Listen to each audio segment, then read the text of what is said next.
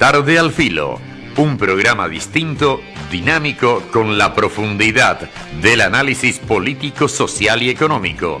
La Tarde al Filo, conducen Mariela Fretes y Gerardo Blanco.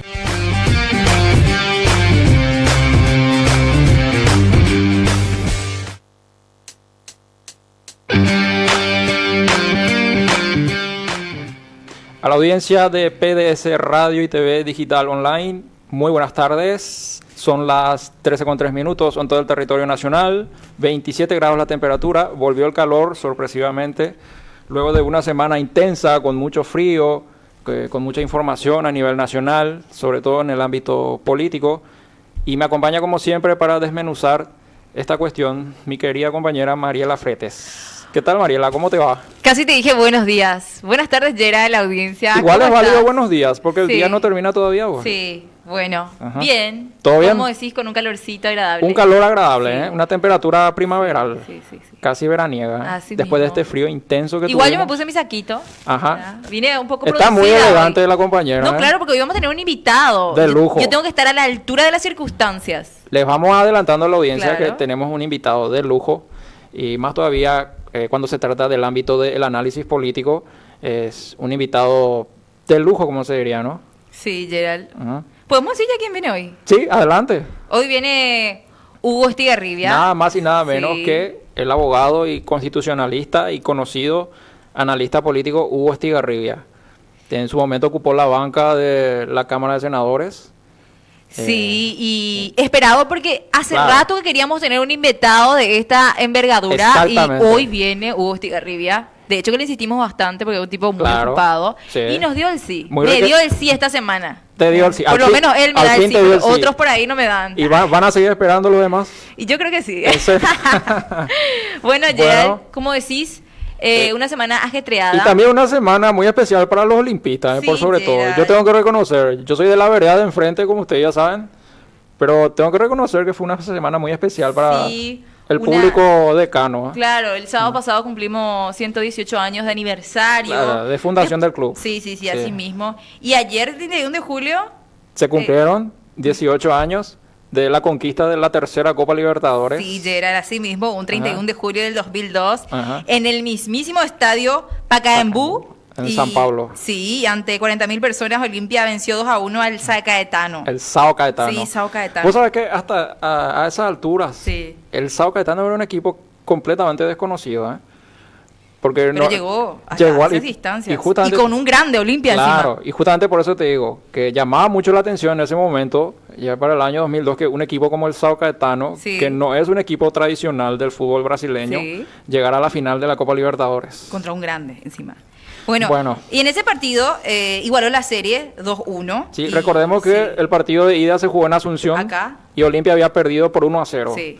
Y ya fuimos a ganar 2-1. Y el partido de vuelta fue la gran remontada de Olimpia, ¿no? Y ahí llegamos a penales. Goles de, ¿usted sabe los goles? No me viene a la memoria de por ahí si mis amigos futbolistas, o sea, que son Yo expertos te en el digo, deporte. yo no sí. soy olimpiata, pero te iba a decir. Bueno, decime. Goles Es que admití que estás detrás de un grande también, sabes todo lo que pasa con Olimpia, ¿sí o no? Ah, bueno. ¿Quién metió los goles goles? de Richard Báez y Gastón Córdoba. Mira vos, che. Ajá. 4-2 quedó. Se impusieron en la tanda de penales. Y así conquistamos nuestra tercera y tercera. última Libertadores. Así Y mismo casi es. trajimos las cuartas en el 2013. En el 2013. Casi trajimos, exactamente, ¿cierto? exactamente. Bueno, pero en algún momento Pero esa cosa del fútbol. vamos a traer la cuarta al Paraguay y vamos a llevar Bueno, en grande otra vez esperemos el que nombre la cuarta de la sea- República del Paraguay. Esperemos que la cuarta Libertadores ya esté en la vitrina de Barrio Obrero y que sea el Club Cerro Porteño el que Me, traiga me parece muy bien. la cuarta Me parece muy Libertadores. bien. ¿eh? Me parece muy bien que... por Así lo son un menos- poquitito demócrata ustedes Claro, olimpistas. claro. No, yo espero de corazón que algún día Cerro gane la Libertadores para poder hacerle un poquito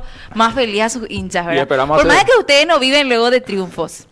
Bueno, Bueno. yo creo que si nos vamos un poco con el tema de fútbol y Ya nos demás, estamos vamos a poniendo empezar a discutirnos agresivos. con Gerard porque... Nos estamos poniendo agresivos.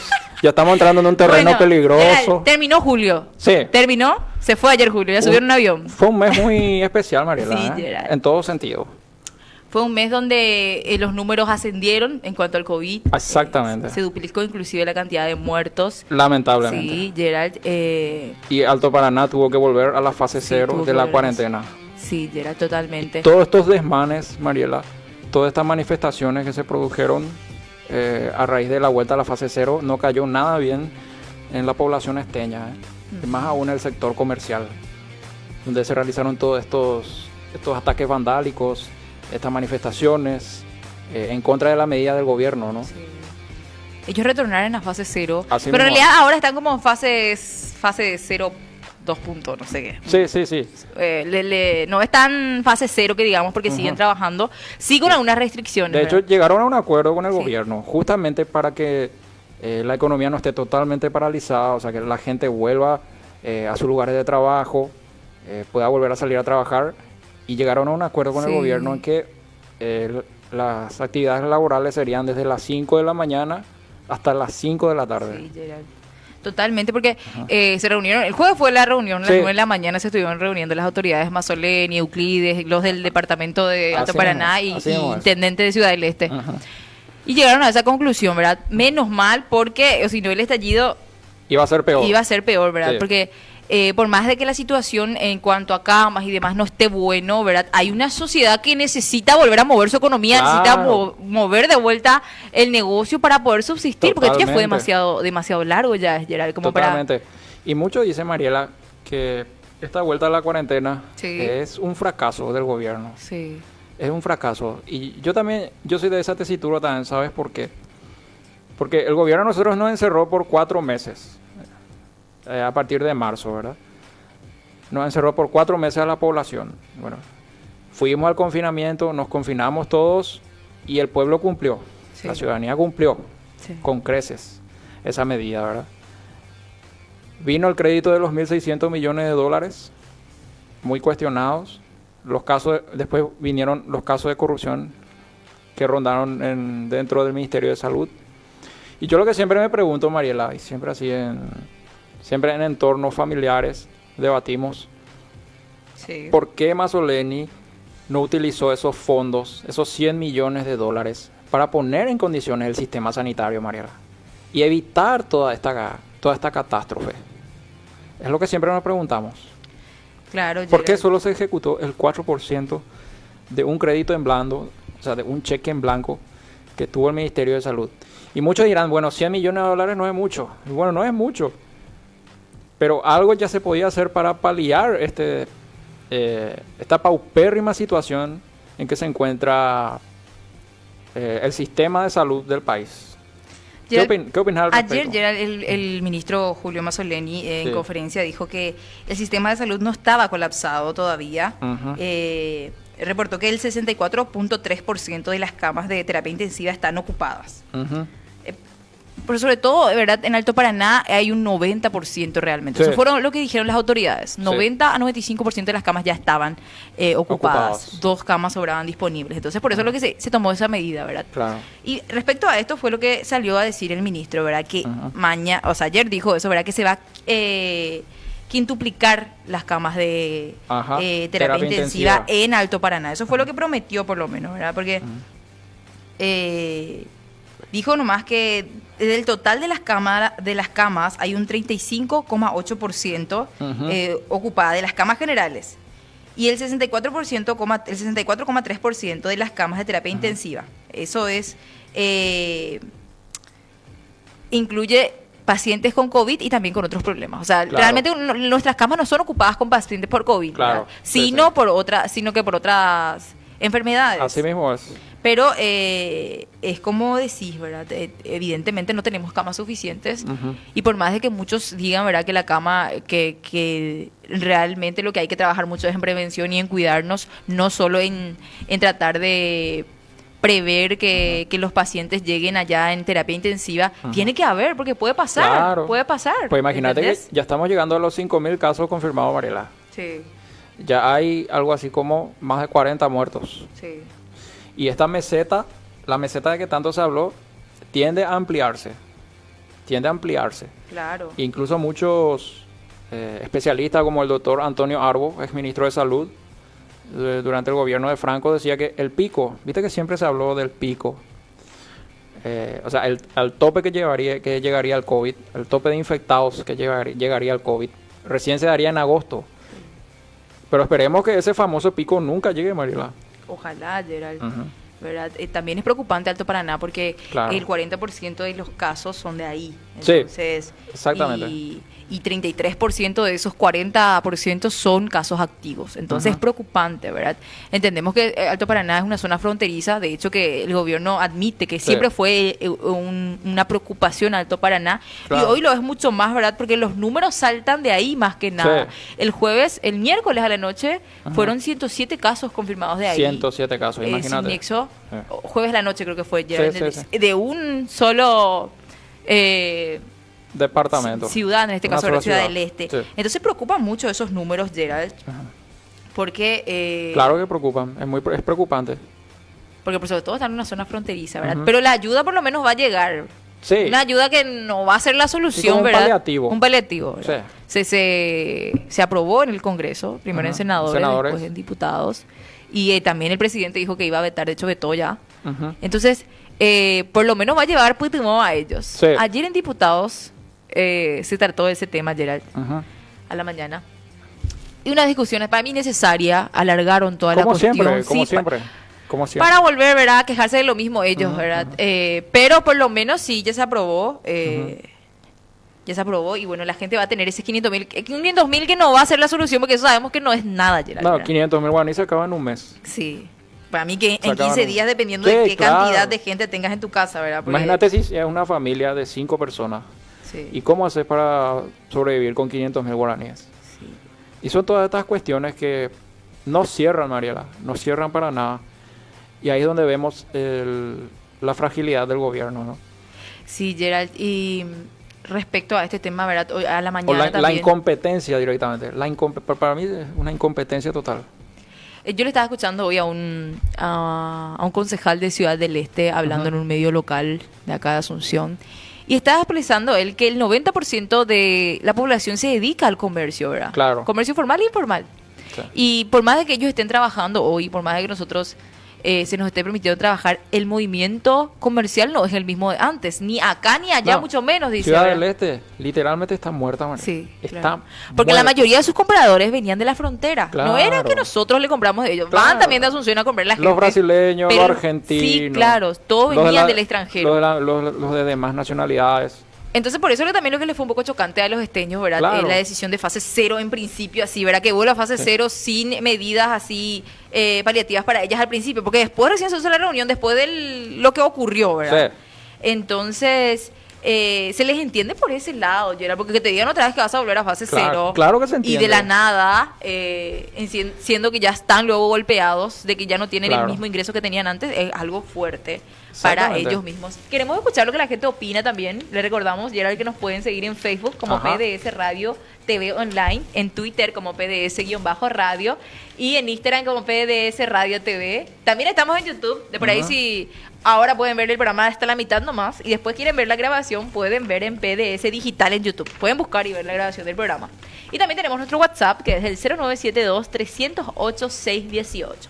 Bueno, Así mismo es. Bueno, Así mismo, Gerald. hablando de recordaciones y hablando de la memoria, sí, Gerald, nosotros los paraguayos tenemos que aprender a tener esa memoria histórica, Mariela, claro. que es lo que muchas veces se nos endilga como sociedad.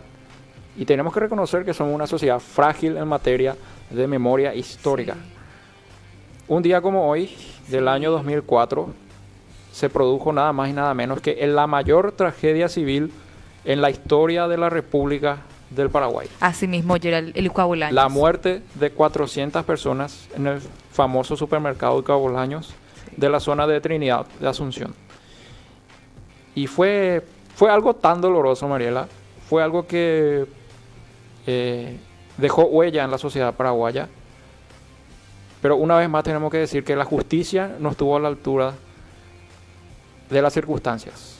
Sí, Gerald. Ajá. Bastante triste, ¿verdad? Una herida que nunca va a sanar en Muy los triste. corazones de los familiares Muy de triste. las víctimas. De hecho, es una herida que aún no cicatrizó, ¿eh? Claro, y por sobre todo, ¿verdad?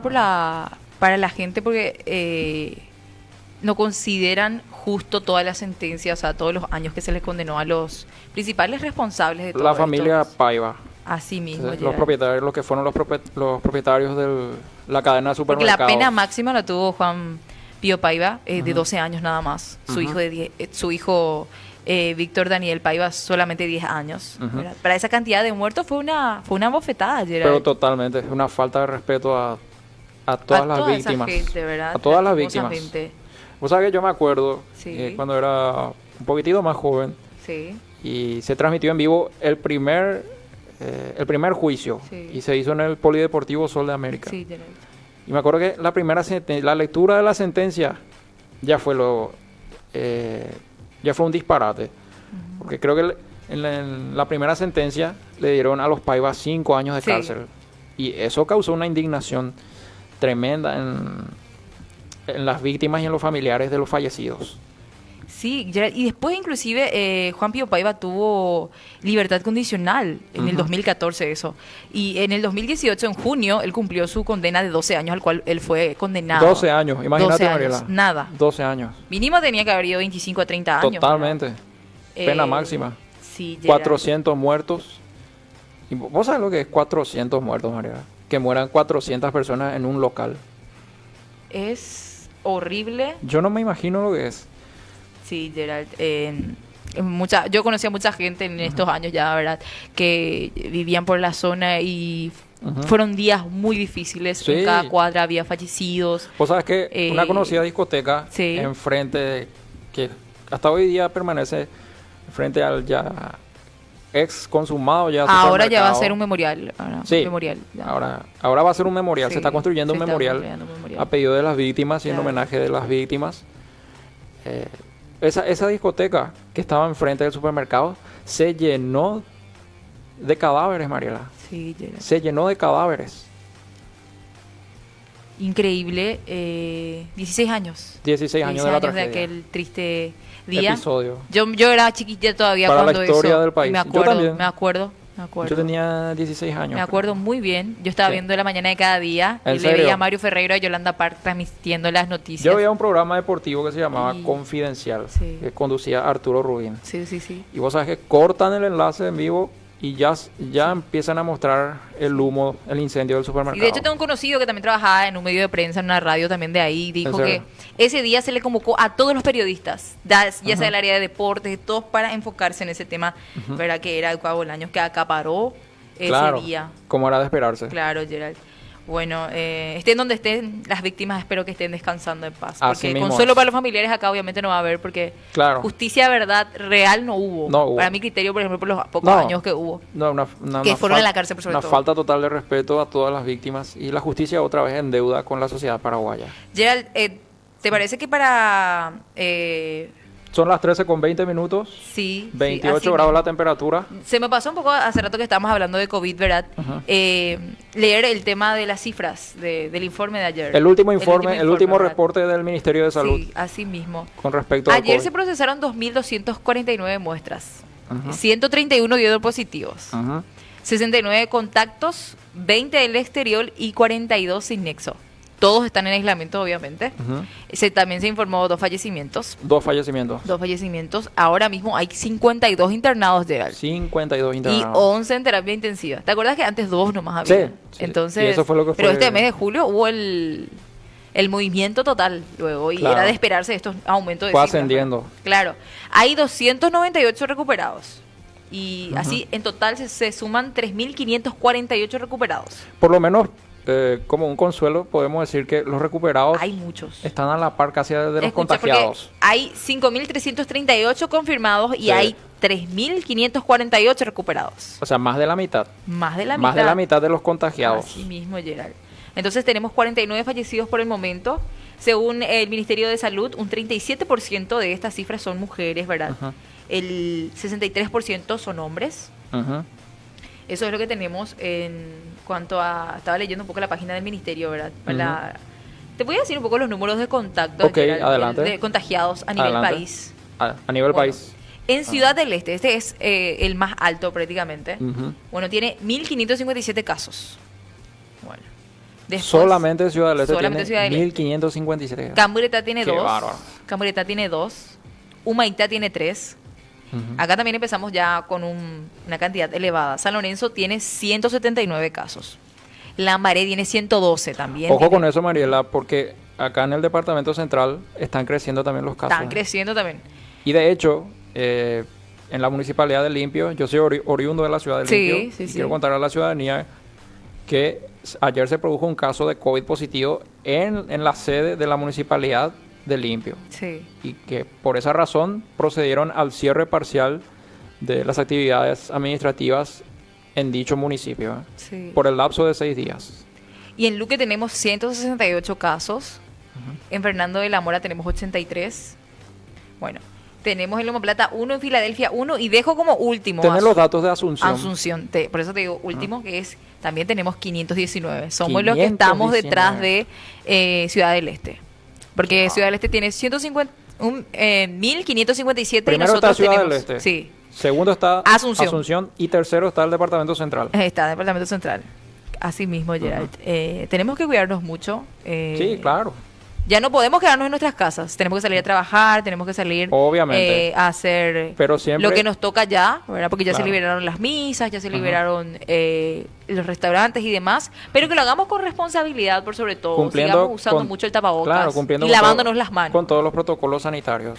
Así mismo, Gerald. ¿Tenemos algo para vender, señorita? Sí, le recuerdo a la gente que Delicias Bruneto le ofrece los mejores sabores que ellos se pueden llegar a imaginar, desde hamburguesas, papas fritas, churrasquito, hasta almuerzos y también cosas dulces, Gerard.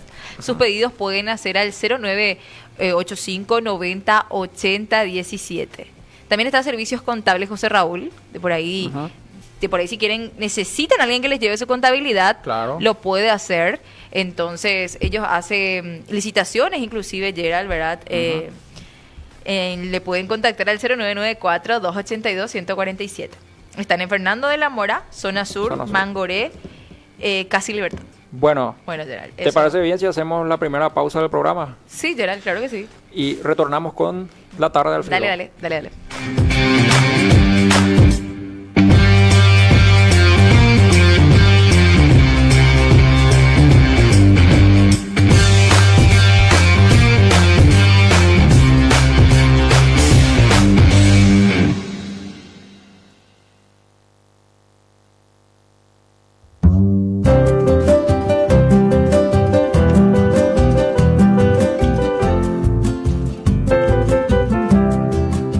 Tras el remanso del Paraguay, alguna pena se hace canción, llora mi alma de la emoción. En esas noches claras de luna veo tu rostro lleno de amor y hoy me pregunto, ¿dónde estarás? Vuelvo a imaginar tantas historias que en el fondo de aquel río han de quedar. Vuelvo a recordar en tu mirada que inspiraba dulces versos para amar y recorrer tu piel mojada, dibujada en la mañana de aquel río Paraguay.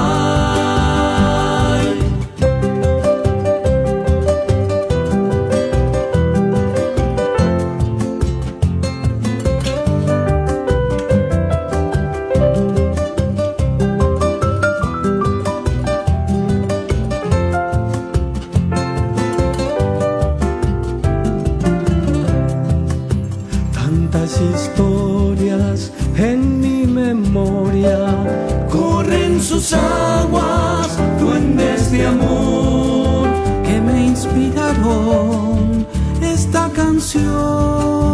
En sus espejos brillando al sol, veo a la niña que un día se fue. Hoy ruego vuelvas de donde estés.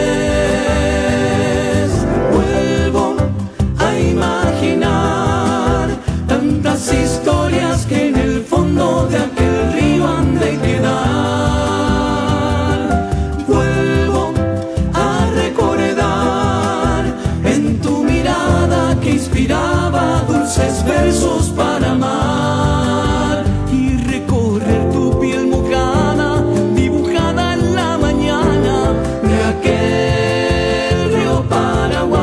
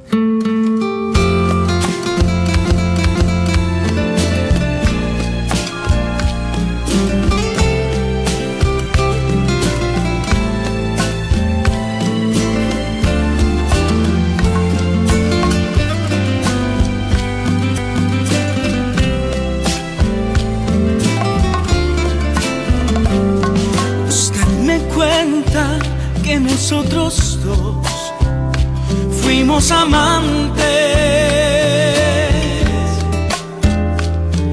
y que llegamos juntos a vivir algo importante. Me temo que lo suyo es un error. Yo estoy desde hace tiempo sin un amor y el último que tuve fue un borrón en mi cuaderno. Usted me cuenta que hasta le rogué que no se fuera, y que dejó a mi pobre corazón sin primavera. Que anduve por ahí de bar en bar, llorando sin poderme la olvidar, gastándome la piel en recordar su juramento. Perdón, no la quisiera lastimar. Tal vez lo que me cuenta sea verdad. Lamento contrariarla, pero yo no la recuerdo.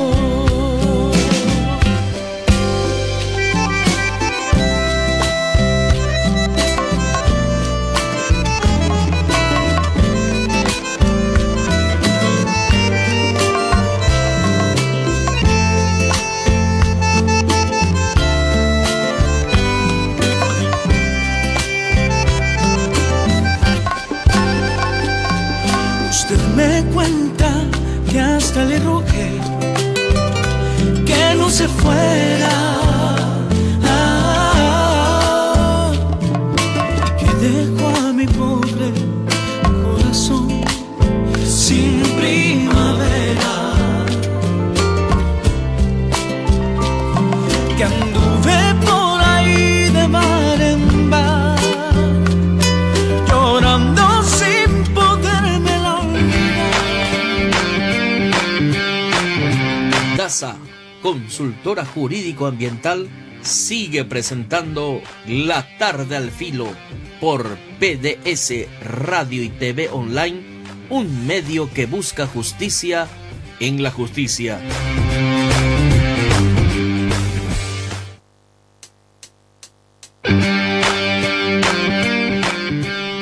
Estamos de vuelta con La Tarde al Filo. Son las 13:32 minutos, 28 grados la temperatura en Ciudad Capital.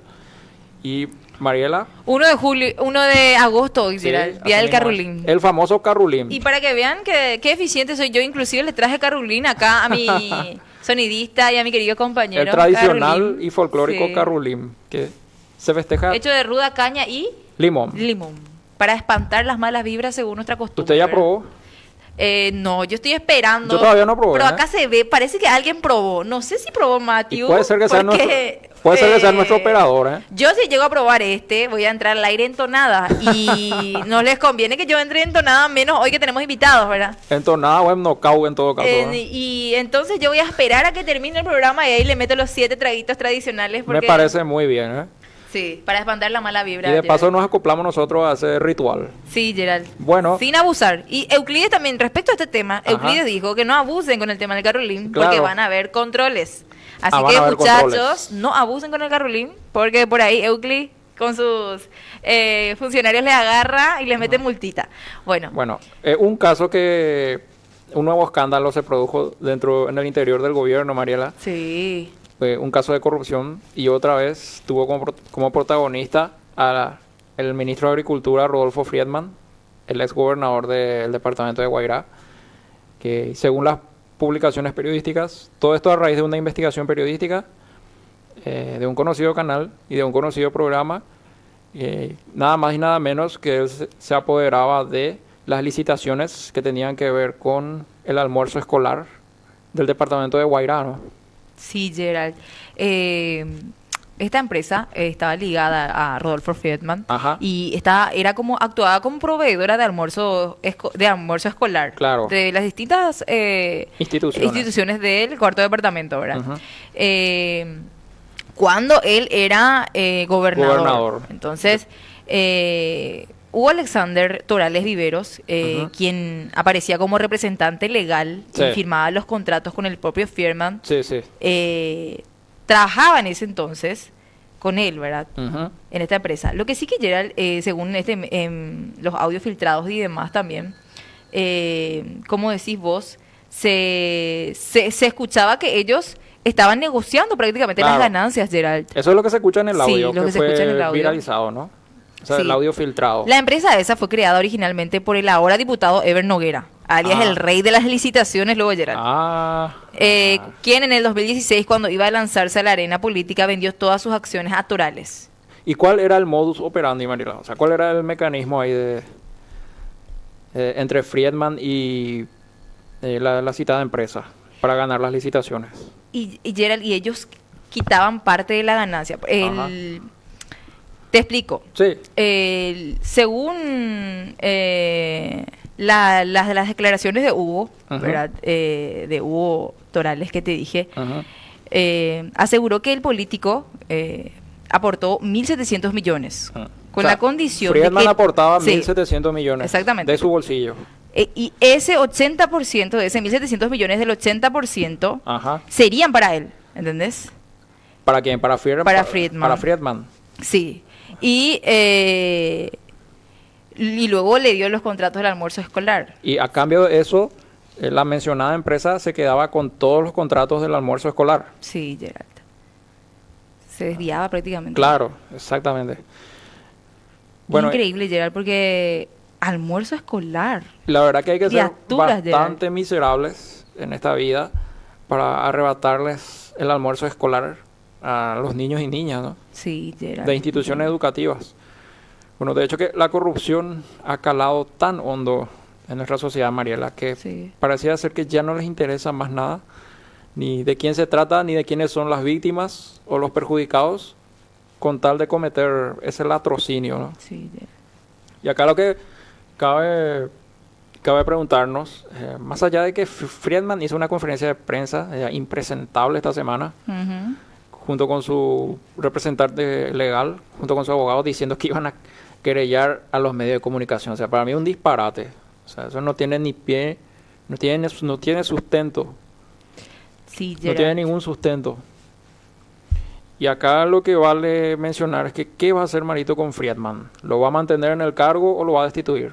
Yo creo que lo va a seguir manteniendo, ¿no? Sí, de hecho que sigue, ya pasó. Mm. Si él tenía que haber sido destituido, ya iba a ser destituido esta semana, Gerald, y no fue. ¿Sabes lo que dijo Mario Aldo Benítez cuando le preguntaron sobre el Sí, caso? no escuchó. No sabía nada. Que le va a preguntar primero a Friedman, va a consultar primero con él para interiorizarse de la situación. O sea, se hacen de los oídos sordos, Mariela, y tratan de tomarnos Y a él dijo todos. que va a tomar, o sea, Friedman dijo que va a tomar medidas legales contra este medio, ¿verdad? Ujú. Que Que fue el que publicaba los publicó toda esta investigación periodística a raíz de estos escándalos de corrupción, ¿no? Sí. Que envuelven a Rodolfo Friedman. Hay que aclarar que cuando era gobernador del departamento de Guairá, no siendo ministro, sino cuando desempeñaba el cargo de gobernador del departamento de Guairá, en ese entonces.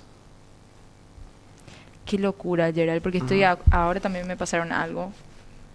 Acá dice que un lapidario informe de la Contraloría General de la República Ajá. reveló que en el 2016 la administración del entonces gobernador Rodolfo Friedman Sí. adjudicó un contrato de 15.452.000.000 a la empresa ESA, propiedad de su amigo diputado Ever Noguera, por 1.367.520 Ujú. raciones de almuerzo escolar. La mitad de las raciones, es decir, 687.760, sí. debía ser distribuido en el citado periodo y el resto en el 2017. Según la auditoría del Contralor publicada por el diario La Nación, no solo entregaron 480.611 raciones del almuerzo escolar y quedó un faltante de 203.149 raciones Ujú. por valor de 2.000 Ay, Gerald, espérame, que porque Sí, está tengo un bien. problemita con los números. 2.295.000.000, ¿entendés? O sea, para resumir, 2.295.000.000, ahí está. sí, para sintetizar un poquitito, este Ever no era el que se quedaba Sí. con todos los contratos de las licitaciones Sí. para el almuerzo escolar. Y encima no cumplía, no llegó a cumplir con todas sus distribuciones. O sea que había un faltante. O sea, tenía faltantes, no cumplía a cabalidad con O sea, con el contrato. Se pagaba por almuerzos que no se consumían, ¿entendés? Claro. No se le daba a los chicos Exactamente. esa cantidad. Eso es lo que pasó. Qué lamentable, ¿no? Sí.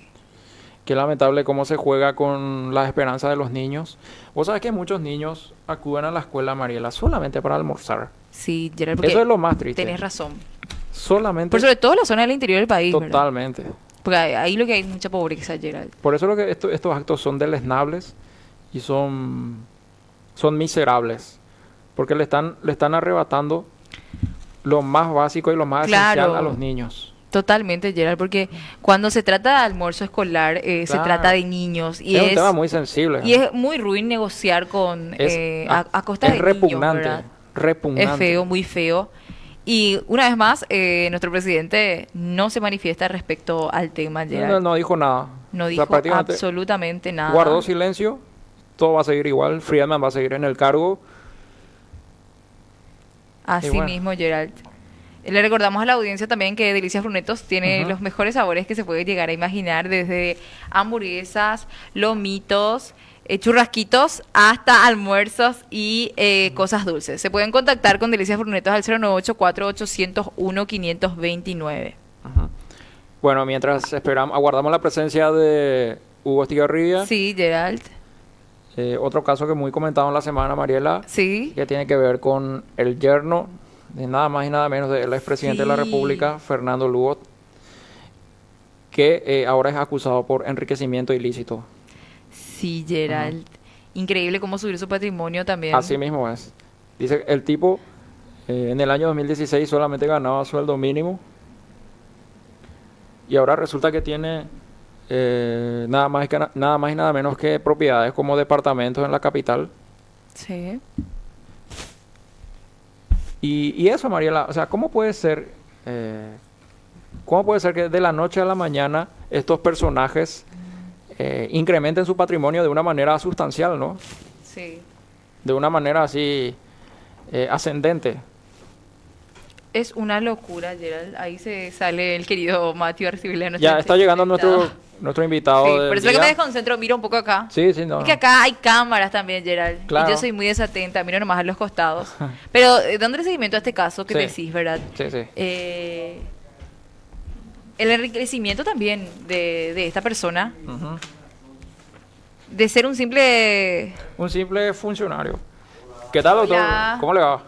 Ahí llega nuestro Ya entrevistado. está llegando nuestro invitado, Sí. el doctor Hugo Estigarribia, Sí, Gerald. conocido abogado, constitucionalista y Tenemos muchísimas cosas que preguntarle, reconocido Gerald. analista político. Yo tengo este Sí. cuadernito para llenarle de preguntas. de preguntas y demás. Gerald, le voy a leer un poco el pronóstico del tiempo a la ¿Cómo gente. no? Adelante, mientras Porque tanto. esta semana y ya todo prácticamente agosto, este ambiente ya, Primaveral, esta temperatura así cálido. agradable Sí. ya va como quedarse ya con nosotros. Bueno, Ajá. para hoy tenemos cálido, cielo escasamente nublado y vientos del noreste, una máxima de 30 grados. Mañana domingo Ajá. vamos a tener una mínima de 18 y una máxima de 31 grados. Vamos a tener fresco al amanecer, luego caluroso por la tarde, cielo escasamente nublado y vientos del noreste. Para el lunes vamos a tener una mínima de 18 y una máxima de 31 grados. Sigue también el mismo ambiente. Fresco al amanecer, luego caluroso por la tarde, cielo escasamente nublado y vientos del noreste. Para el martes también le digo nomás ya a la gente, para toda la adelante, semana, si ya adelante. están preparados, busquen nomás ya ropa fresca, no hace falta usar abrigos, inclusive pueden aprovechar para lavar sus abriguitos. Vuelvan ¿verdad? a guardar las frazadas. Pueden ir guardando. Todos los abrigos, bueno, ¿eh? pero sabemos cómo es nuestro clima, Gerald, Claro. así que igual, pueden lavar, aprovechar para lavar. Bueno, el martes una mínima de 19, una máxima de 32, cielo cálido a caluroso, cielo escasamente nublado y vientos moderados del noreste. Ajá. Tenemos para el miércoles también una mínima de 20 y una máxima de 32. O sea, tenemos calor para rato, Mariela, ¿eh? Calor para rato, agradable. Incluso, incluso los pronosticadores decían que este clima iba a continuar hasta mediados de agosto. Sí, y luego Gerald. volvería ese frío. Y Y así pega. Yo voy a, Sí. voy a usar mis camisillitas entonces. Adelante, doctor. ¿Todo bien? Ya estamos en compañía del doctor Hugo Estigarribia, nuestro invitado de la fecha. Y te invitamos, doctor, porque queremos analizar contigo y sabemos que somos muy criteriosos y que tenemos un criterio muy amplio y muy profundo de tu visión sobre la política paraguaya y todo lo que está aconteciendo en el ambiente político. ¿Cómo está, doctor? Muy bien, muy buenas tardes. Un gusto estar aquí en el corazón de Sajonia. Me trae muchos recuerdos. Yo era remero acá del Deportivo ¿En Sajonia. serio? Sí, hace muchos años. Y bueno, cada tanto venimos al Palacio de Justicia. Ajá. Realmente un barrio espectacular este Sajonia. Tiene una Sí. identidad, una de las pocas zonas de Asunción que tiene una identidad bien marcada. Así mismo es. Sí. Bueno, doctor, queremos empezar este debate contigo para preguntarte. Veíamos que en un matutino, en un diario, dijiste que el pacto entre Mario Abdo Benítez y Horacio Cartes es un pacto de impunidad. Eso dijiste, ¿no? Tajantemente. Así mismo. Yo quiero hacerte dos preguntas, doctor, en una. O sea, ¿qué implica ese pacto a futuro y cuáles serán sus consecuencias? Claro, puede parecer muy grandilocuente la frase, pero tiene su razón, ¿verdad? Ajá. En primer lugar, también dije, es un pacto de necesidad, de desesperación y de impunidad. ¿Por qué? De necesidad porque resulta que el señor Mario Abdo Benítez necesita los votos de los senadores y diputados cartistas para seguir endeudando al país. Porque lamentablemente ese es su único plan de reactivación económica. Exacto. Y ya le dijeron los cartistas que no le iban a dar. Hace rato viene trabajando un ala importante de Colorado Añetete. Estaba Beto Velar, estaba Queta, está Calé y Alderete, que quería volver al ruedo con protagonismo, ¿verdad? Para unirle con Cartes, pero por intereses particulares ellos no. Por posicionarse bien con la billetera de Cartes, Claro. ¿verdad? Y tener el día de mañana un financiamiento importante a través de manteniendo sus posiciones en Añetete y a la vez la billetera profunda de Cartes. Entonces, esta gente ya venía trabajando, pero se da la oportunidad porque dice que el hambre y la necesidad se tienen que juntar, ¿verdad? Entonces la oportunidad se dio con esto, con la necesidad de créditos de Marito, ¿verdad? Por otro lado, como el gobierno de Mario no transmite firmeza contra la corrupción, como empiezan a los problemas sociales que ya venían anunciándose, pero que se manifestaron en una comunidad mucho más activa, que es la de Alto Paraná. Hay que reconocer que es una ciudadanía mucho más activa. Sí. Paradójicamente, muchos dicen van a Alto Paraná, a Ciudad del Este a trabajar, no crean identidad, pero paradójicamente es una comunidad que ha estado muy activa, ya se manifestó contra los Zacarías Irún, Claro. salió a las calles a apoyar a Prieto, el intendente actual, ¿verdad? O sea, bueno, ahí está la señal, ¿verdad?, de la descomposición social que acá en Asunción todavía se viene conteniendo mucho, porque ¿qué es lo que salva del hambre y la desesperación de la ciudadanía paraguaya? Las ollas populares. Acá Claro. tenemos, acá en la proyectada, acá en la zona Sajonia, cerca del río, tenemos a la iglesia católica, a las iglesias evangélicas, a grupos de empresarios, a organizaciones de la sociedad civil que todos los sábados, los cinturones de pobreza, todos los sábados y domingos están haciendo ollas populares, y con eso la gente a lo mejor come un poquitito ese sábado y guarda para el domingo y para el resto de la semana. Así mismo. O sea, bueno, entonces, ¿qué pasa? La necesidad de endeudamiento externo de Marito que tiene que pasar por el Congreso. ¿Por qué no hicimos como Uruguay un fondo COVID-19 que cortaba el 20% de todos los funcionarios públicos, ¿verdad? Incluso más de los funcionarios que tengan un salario mayor a 15 millones de guaraníes, ¿verdad? ¿Por qué no hicimos de eso un fondo común para ayudar a las microempresas, a las pequeñas empresas, a la mediana empresa, al trabajador del sector informal, al que se quedó sin trabajo? Y dimos de este endeudamiento externo una pequeña porción a dos programas que no son ni aspirina para un cáncer, no son Putigo, Ñangaresco. ¿Qué planes de financiación tenemos? El FOGAPI, el Fondo de Garantía a los paraguayos. Al final vos te vas a un banco y te piden otra vez una historia de crédito muy importante. Entonces es ridículo esto, ¿verdad? Y ahora endeudarse ¿para qué? Para que algunos privilegiados, porque hay muy buenos funcionarios públicos, pero en este momento todos tenemos que ajustar los cinturones. Sí. Lo digo también con esos funcionarios públicos que son mayoría buenos y honestos y merecen seguir ganando su salario, pero todos tenemos que apretarnos. Así como el hotelero tuvo que cerrar su hotel, el dueño de bar, de restaurante también, las agencias de viaje, los intermediarios inmobiliarios, los dueños de inmuebles tuvieron que esperar, por ejemplo, que le paguen 40% nomás los alquileres, ¿verdad? Sí. Durante los 3 meses. ¿Por qué no también el sector público? No, Claro. esa falta de idea de cortar de la propia carne de la clase política es lo que genera que el gobierno, que no tiene una iniciativa y un liderazgo, vaya al endeudamiento y necesita los votos de los cartistas, ¿verdad? Entonces, por un lado. Por otro lado, hay que acordarse que la debilidad de Mario Abdo empieza el año pasado con el acta secreta de Itaipú. Exactamente. Presunta traición a la patria. Digo presunta porque no fue comprobada, pero tampoco se investigó nada, ¿verdad? Entonces, ¿qué sucede? Ahí empieza el debilitamiento de Mario y la dependencia hacia Cartes no tan marcada todavía, pero ahora se tiró a los brazos de Cartes por necesidad. Y también el sector de Cartes necesita el calor del poder. Y voy a explicar por qué.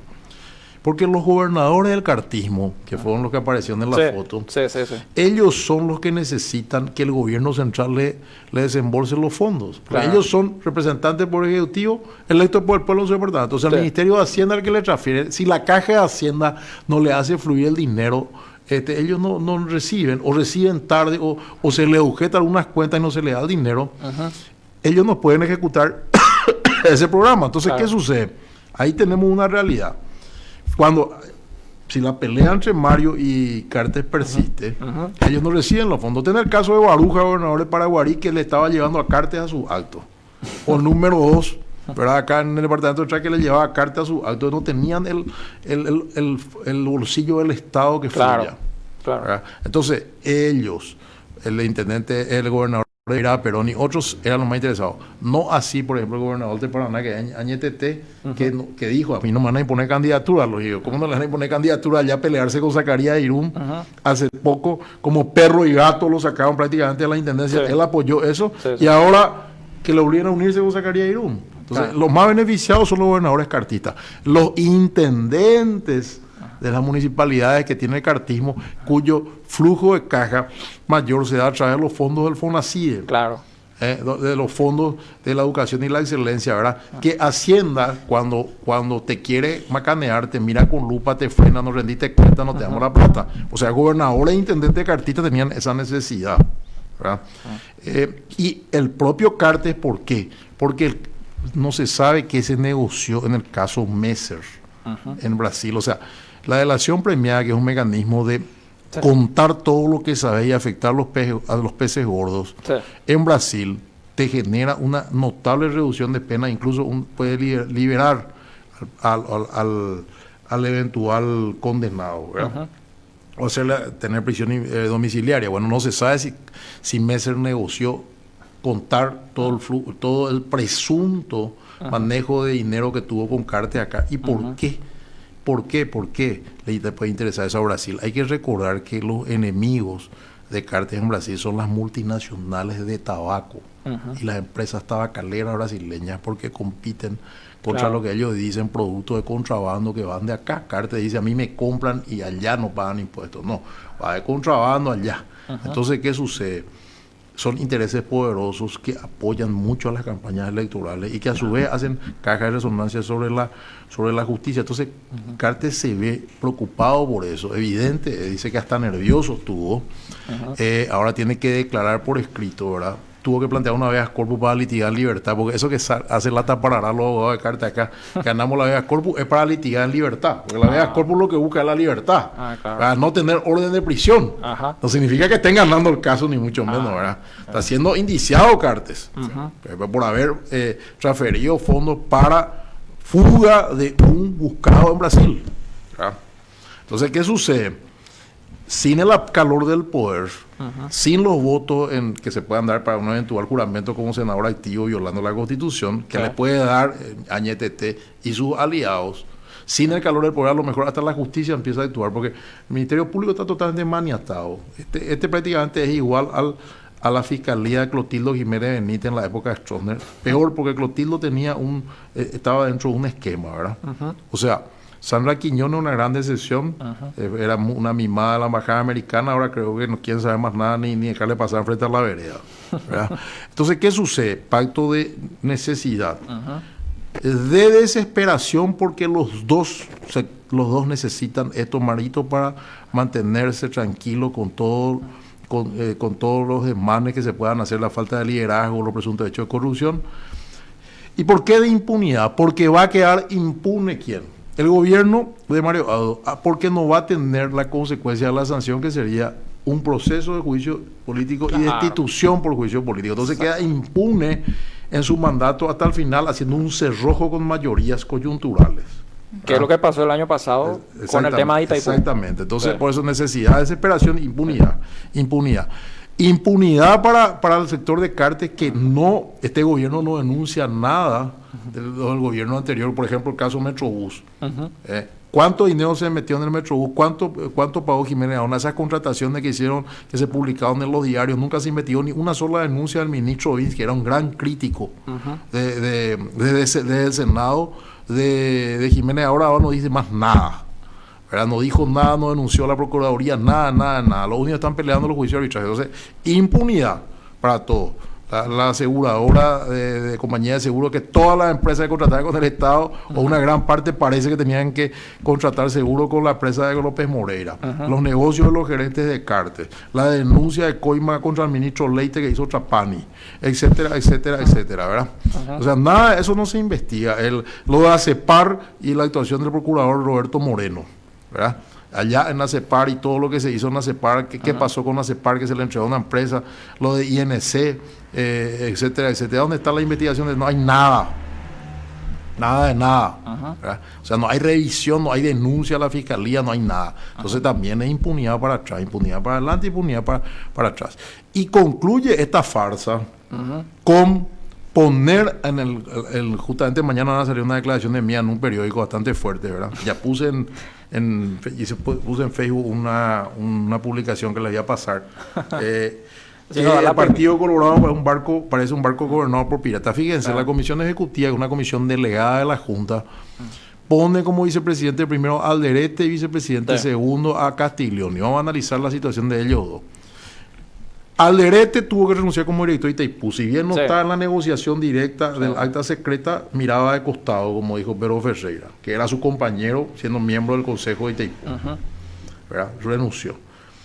Castiglioni, como canciller y máximo responsable de la política exterior, no solamente que renunció, se habló de pérdida de investidura. Bueno, los dos hoy, uno es vicepresidente primero y el otro vicepresidente segundo de la Junta en nombre de Añetete, del Partido Colorado. Vicepresidente tercero, Zacarías Irún, con todas las acusaciones, si bien está zafando porque tiene un buen equipo de abogados y porque es hábil y porque se trasladaron todos sus pleitos allá y tiene un fuerte manejo de la justicia. Hay que recordar que el cartismo acaba de meter otros miembros en el jurado en juiciamiento ahora, como para hacer presión para que se portate bien, jugué con Zacarías. Entonces, vicepresidente tercero, Zacarías. O sea, dos personajes indiciados de traición a la patria. El Partido Colorado, un partido nacionalista, caracterizado por defender siempre lo nacional contra las ideas liberales del Centro Democrático, Partido Liberal, que tenía la idea, siempre lo hemos acusado de legionarismo al Partido Liberal, y ahora ponemos a dos presuntos traidores de la patria, presuntos, supuestos, no probados, ¿verdad? Como vicepresidente primero y vicepresidente segundo. El otro vicepresidente tercero, una persona manchada por la corrupción, es inocente porque la presunción de inocencia rige a su favor hasta que haya condena, ¿verdad? Si hay condena.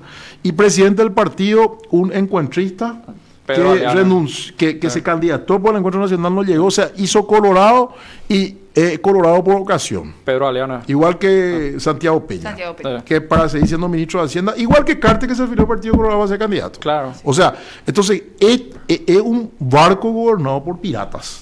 Porque piratas son aquellos ajenos al barco, no es la tripulación, ni el capitán, ni la tripulación que tiene que estar. Puse en Facebook, eso está generando mucha polémica. Y mañana se va a analizar comparando con lo que fue el cuatrinomio de oro de Mario Montanaro, Mario Ado, Adán Godoy Jiménez, ¿verdad? Y J. Eugenio Yaque, este cuatrinomio. O sea, los rajados del gobierno se van al partido. ¿El partido qué es? Una guarida, que es una cueva de gavillados. Entonces, realmente yo creo que estamos en una situación bastante difícil, compleja, ¿verdad? Yo creo que es un avasallamiento institucional. Le voy a decir algo que sí es grave si se concreta, todavía no se concretó. Quieren prorrogar las elecciones del partido, que ya tenía que hacerse este año, es cierto, estamos en pandemia, las municipales pasaban para el año que viene.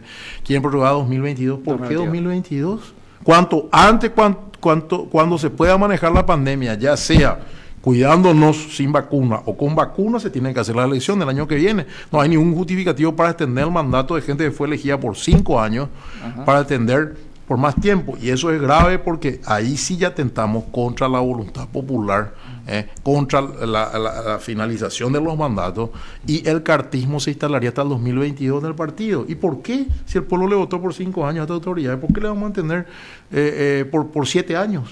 No.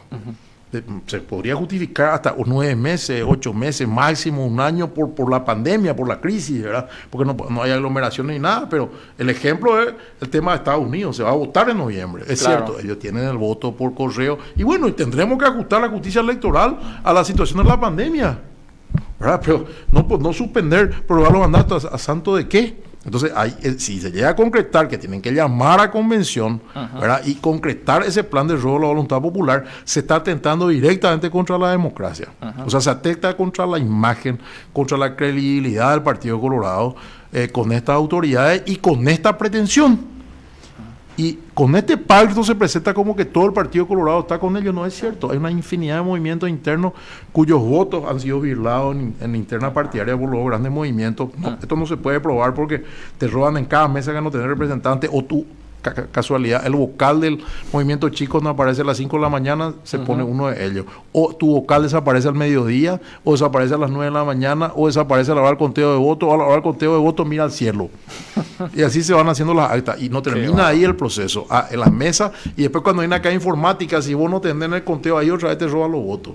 ¿Verdad? Y si vos denunciás e impugnar al candidato de tu partido, sos un traidor al partido. O sea, el crimen perfecto es. Claro. Es como era el acoso sexual antes del WhatsApp, o antes de la grabación, ¿verdad? Era el crimen perfecto, ¿verdad? Entonces yo te digo, realmente es preocupante. Es cierto, la oposición tampoco no hay un liderazgo claro y unificado, ¿verdad? Entonces, ¿qué pasa? Hay una crisis en la política que se llama la caquistocracia, o sea, el gobierno de los peores. El gobierno de los excrementos. Y estamos teniendo eso, pero no solamente en el Partido Colorado, en las demás fuerzas políticas hay una falta de intelectualidad, de capacidad, de gestión, de respetabilidad, de honorabilidad de la clase política en general. Hay excepciones que son honrosas. La regla debería ser esa, y la excepción la deshonestidad y la corrupción.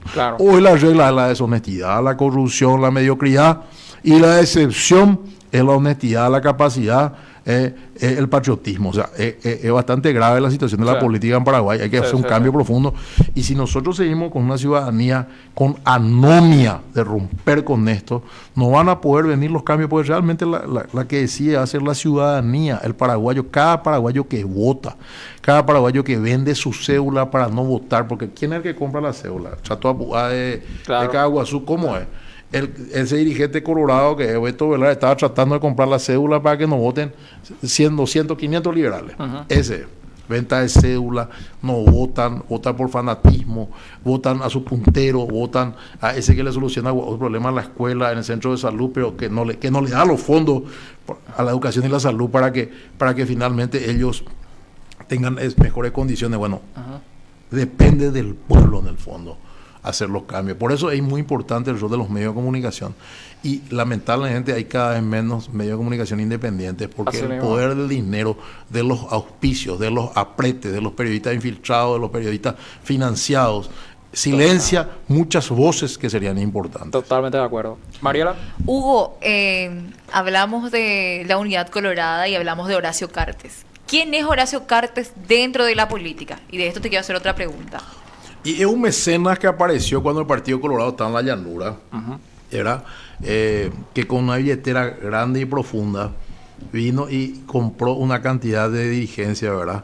Apoyó, es cierto, sacó al partido de la llanura, pero enlodó al partido en una suerte de pileta de dinero para los dirigentes, ¿verdad? O sea, es cierto, el factor del dinero siempre fue importante en el Partido Colorado, en los demás partidos, Sí. sobre todo con el voto directo, ¿verdad? Sí, Desde el sí. año, desde la constituyente, con el voto directo, pero no de esta manera. Antes el partido tenía un Blas de Riquelme, un Guasmosi, un Cuba, tenía empresarios, el Partido Liberal también tiene unos cuantos, pero un hombre de un bolsillo tan profundo para gastar en política y con muchos negocios vinculados al poder, porque el negocio del cigarrillo y otros negocios están vinculados al ejercicio del poder, es como Cartes contamina el ejercicio normal de la política en un país con mucha necesidad. Hay que entender que la gente tiene muchas Sí. necesidades. Sí. Entonces el clientelismo, el prebendarismo, la compra de conciencias, la compra de voluntades se acentuó con él y hay cada vez más dirigentes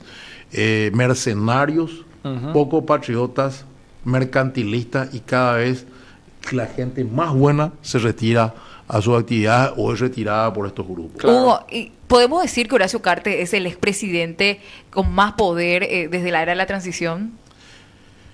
Sí, Sí. mantiene el poder, por diferencia de Nicanor, que hay que entender que fue mariscal de la derrota, perdió, ¿verdad? Y no fue senador hasta que en el año 2003 asume Cartes y lo revive. Sí. Que el gran pecado también de Cartes es revivirle a un muerto, ¿verdad? Le mandó como embajador, etcétera. En etcétera. Argentina, Nicanor no tiene el poder. Cartes sí, porque Cartes se preparó. Cartes, el proyecto de Cartes, según me cuentan, era de 15, 20, gobernar 15, 20 años con la enmienda. Claro. Para que haya enmienda y pueda reelegirse y a través de mucha publicidad que hacía de obras públicas Sí. que se hicieron, ¿verdad? Que entre paréntesis tienen que ser investigadas también, como la manera de ubicación y fiscalización de esas obras, ¿verdad? Él pretendía quedarse. Al no quedarse, él fue preparando con la compra de medios de comunicación importantes. Claro. Hoy tiene él no figura, ¿verdad? Pero es muy evidente. evidente Tiene medios de comunicación de aire, canales de aire. Sí. Tiene De cable. periódicos, Sí. de cable, radios Sí. y también de empresarios vinculados a él, que hacen un contrapeso. Después una cantidad de medios que también operan online, ¿verdad? Sí. Entonces hace contrapeso y atacan. Y ahora, por ejemplo, eso está criticando. Hizo el pacto con Marito, pero por otro lado sus medios le atacan a los hombres de Marito, ¿verdad? Entonces es una especie de... Fachada. Sí, juega con dos caras, ¿verdad? Entonces yo creo que el señor Cartes sí tiene poder porque aparte, hay que ser sincero, consolidó una mayoría en diputados, consolidó una mayoría en el Senado, ¿verdad? Pero más bien la cantidad de votos que tienen diputados lo que es fuerte y la cantidad de votos que tienen en el Senado lo que hacen es desequilibrar las votaciones. Entonces tiene mucho poder, ¿por qué no decirlo? Y maneja el Partido Colorado. Y tiene más poder por la inutilidad y la debilidad de Marito, hay que decirlo, ¿verdad? Que no sabe usar la lapicera y no saber generar lealtades en base a gestión, en base a capacidad, en base a un desempeño correcto en el ejercicio de la presidencia. Ahora, doctor, hace unos días te entrevistaba, yo personalmente escuché una entrevista muy interesante que te hizo una conocida emisora AM y decías textualmente, Marito no aprendió la lección de Guasmosi. Exactamente. ¿Y a qué te referías específicamente, doctor? Y yo voy a contar el caso de Guasmosi. Es Guasmosi cuando gana Sí. las elecciones generales, porque lo que están entredichos es la interna, que Sí. dice hubo fraude o no, ¿verdad? Sí, sí, Pero sí. la general le ganó a la INO y a A la la INO, Vargas. exactamente. Bueno, cuando él gana llega con un pequeño grupo de su sector a la presidencia. Ujú. El sector Argaña le declaró la guerra, Sí. ¿verdad? Que era la mitad de la bancada de Colorado, una parte muy importante. Entonces, ¿qué tenía como opción? Tenía la opción que tomó Marito ahora de unirse con Argaña Ujú. o de aliarse con la oposición. ¿Qué hizo él? Hizo un pacto de gobernabilidad con la fuerza de oposición. Claro. Argaña quedó afuera, porque él no quería desde el Partido Colorado acompañar eso. Entonces, él firma un pacto de gobernabilidad que posibilitó la renovación de la justicia en los ministros de la Corte, la renovación del Tribunal Superior de Justicia Electoral, un consejo de la magistratura mucho más pluripartidista, digamos, de los abogados, los opositores y los colorados tenían representación igual, y era entre los dos abogados, uno era el doctor Callizo que falleció hace poco, el otro era, creo que era no recuerdo quién era, Florentín López Cáceres era el Colorado ahora. Entonces, ¿qué sucede? Era otro tipo de gente, era ahí con el pacto, y con ellos pactó. Cuando pacta él con Argaña, y a un pacto que al final no se consolidó, cuando al final de su mandato y Oviedo lanza su candidatura, se habló de una alianza entre Guasmoz y Argaña en torno a una candidatura de Guasmoz a presidente y un vicepresidente cercano a Guasmoz, que al final no se dio porque el proyecto Guasmoz le lanza a Facetti, Claro. ¿verdad? Y se divide en Facetti y Argaña y gana Lino Oviedo la interna, Sí. ¿verdad? Sí. Entonces, ¿qué sucede? Al final del mandato, en el año 97 se produce esto. Sí. Al final del mandato de Guasmoz. Guasmoz fue en el 93 al 98. Sí. Sin embargo, Marito, antes de cumplir un año, en julio del año pasado, ya dependió de Cartes. Y ahora un pacto de este tipo, antes de 2 años, con un expresidente que ya era fuerte por la cantidad de senadores y diputados. Sí. Pero en mi igual posición, Argaña era igual de fuerte. Entonces, ¿qué hizo Guasmoz? En vez de entregar su discurso cuestionado, no, que era empresario, no, mantuvo su discurso y pactó con la oposición y mantuvo su liderazgo como presidente, su valor de lapicera. Sin embargo, Marito devaluó la lapicera, lo mismo que vos te compres una lapicera de oro, pero al final en el ejercicio tu lapicera es de lata, ¿verdad? Entonces, ¿qué pasa? Vos no ejerces el poder. Y el poder está en otro lado. Entonces, hoy en día el liderazgo de Cartes va a ser muy fuerte para designar, por ejemplo, candidaturas de este movimiento con Corea Colorada, etcétera, etcétera, manejando el partido, porque la presidencia del partido la sigue manteniendo él, a través de Aliana, ¿verdad? Y los 2 vicepresidentes que puso Añetete son cercanos otra vez a él, porque Castiglioni no tiene una actitud clara tampoco con respecto al cartismo, ¿verdad? Y Alderete jugó de un operador condescendiente con Cartes también. Sí. Así que yo creo que realmente el gobierno, al no tener liderazgo, no tiene la consideración pública, y el Partido Colorado también se debilitó. ¿Por qué?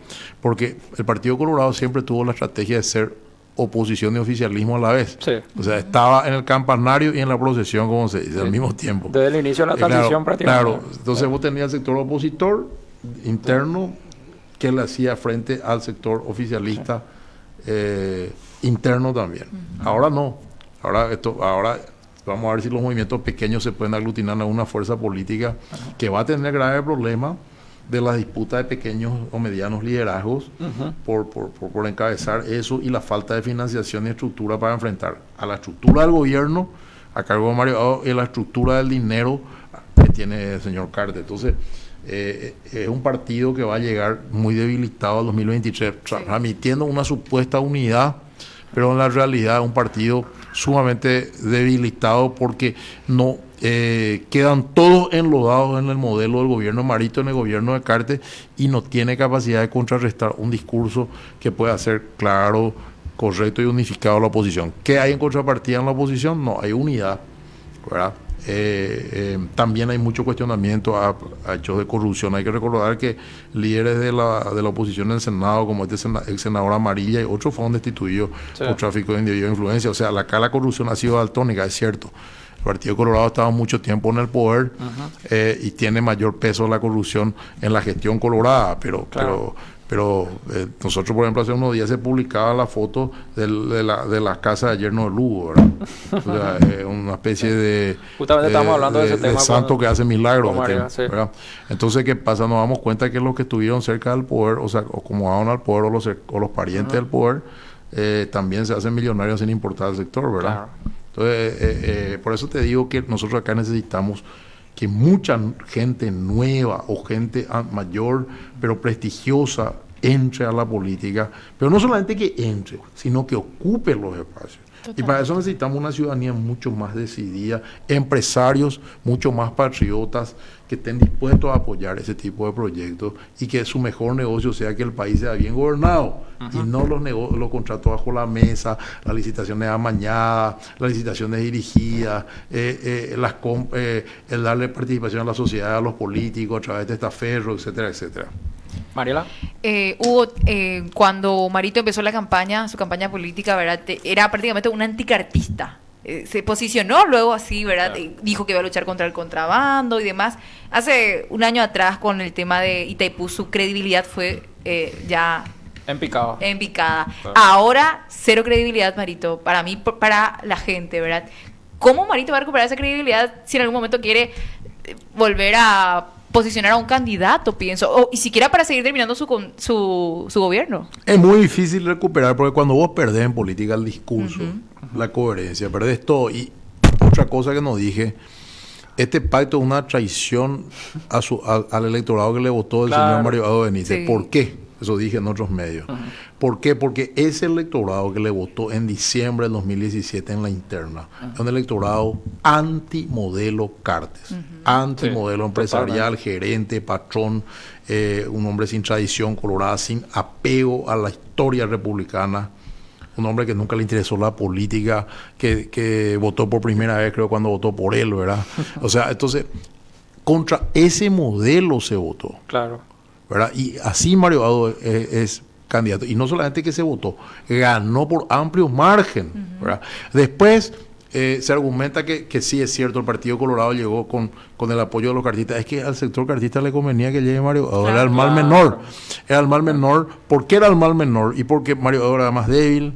Porque Mario Abdo era el correligionario que el día de mañana podía no acusarlo ante la justicia.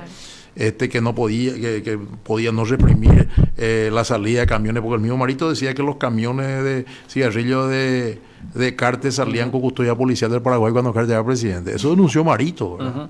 O sea, no lo digo, no lo estoy diciendo yo, es lo que dijo Marito, ¿verdad? Así mismo. Bueno, entonces los cartistas le apoyaron, pero el pueblo colorado apoyó lista 1 por la victoria de Marito, fue muy clara. ¿Pero qué apoyó? El modelo anti-Cartes. Claro. Así como en el Partido Liberal Radical Auténtico ganó también el modelo anti-Cartes, que era Efraín Alegre, Sí. contra el modelo del Llano y compañía, que lo candidataron a Mateo, un hombre Bello. amigo de Cartes, aunque Sí. no podemos decir que sea cartista, pero muy amigo de Cartes, ¿verdad? Ah. También, o sea, el proyecto del Partido Liberado, que una vez se le salió del corazón a Cartes, que era Peña, candidato colorado, Sí. versus Mateo, candidato liberal.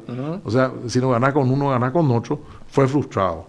Marito gana así, ¿verdad? Bueno, y ahora le traiciona, le mete un puñal a su pueblo. Es como que cada votante de Marito haya sido apuñalado con este pacto. ¿Por qué? Porque con este pacto Marito traiciona su discurso, traiciona el modelo, traiciona todo lo que defendió con énfasis, gritando, vociferando, proponiendo, ¿verdad? Entonces, una vez que en política perdés la coherencia, perdés el discurso, perdés todo. Probablemente, se decía en Paraguay, nadie gana ni pierde reputación. Pero yo creo que hay un cambio en el paraguayo que todavía no se nota, pero se va a notar. Ustedes ya son de una generación que es la generación tecnológica, los millennials. Y ustedes pues son chicos menores a 30 años, ¿verdad? Sí. Entonces, ¿por qué? Porque es una generación informada. La mayoría, creo que el 90-95% de los paraguayos tienen celular. Todos tenemos internet, todos tenemos información, casi todos estamos en un grupo de WhatsApp, o Telegram, o TikTok, o Facebook, o Twitter, o lo que sea, y ahí recibís mucha información. Vos ya estás informado, vos opinás en esos grupos, Sí. ya te comprometés con tu voz muchas veces, ya vas a pensar diferente cuando te vas a votar, cuando te vas a comprometer, cuando vayas a una reunión política, cuando escuchas a un candidato. Entonces yo creo que hay un cambio que se va a producir en el electorado, y hay que entender cuántos senadores dejaron de ser senadores por preinvestidura, por presión de los medios de comunicación nomás, no la gente saliendo a las calles. La gente no salió a las calles.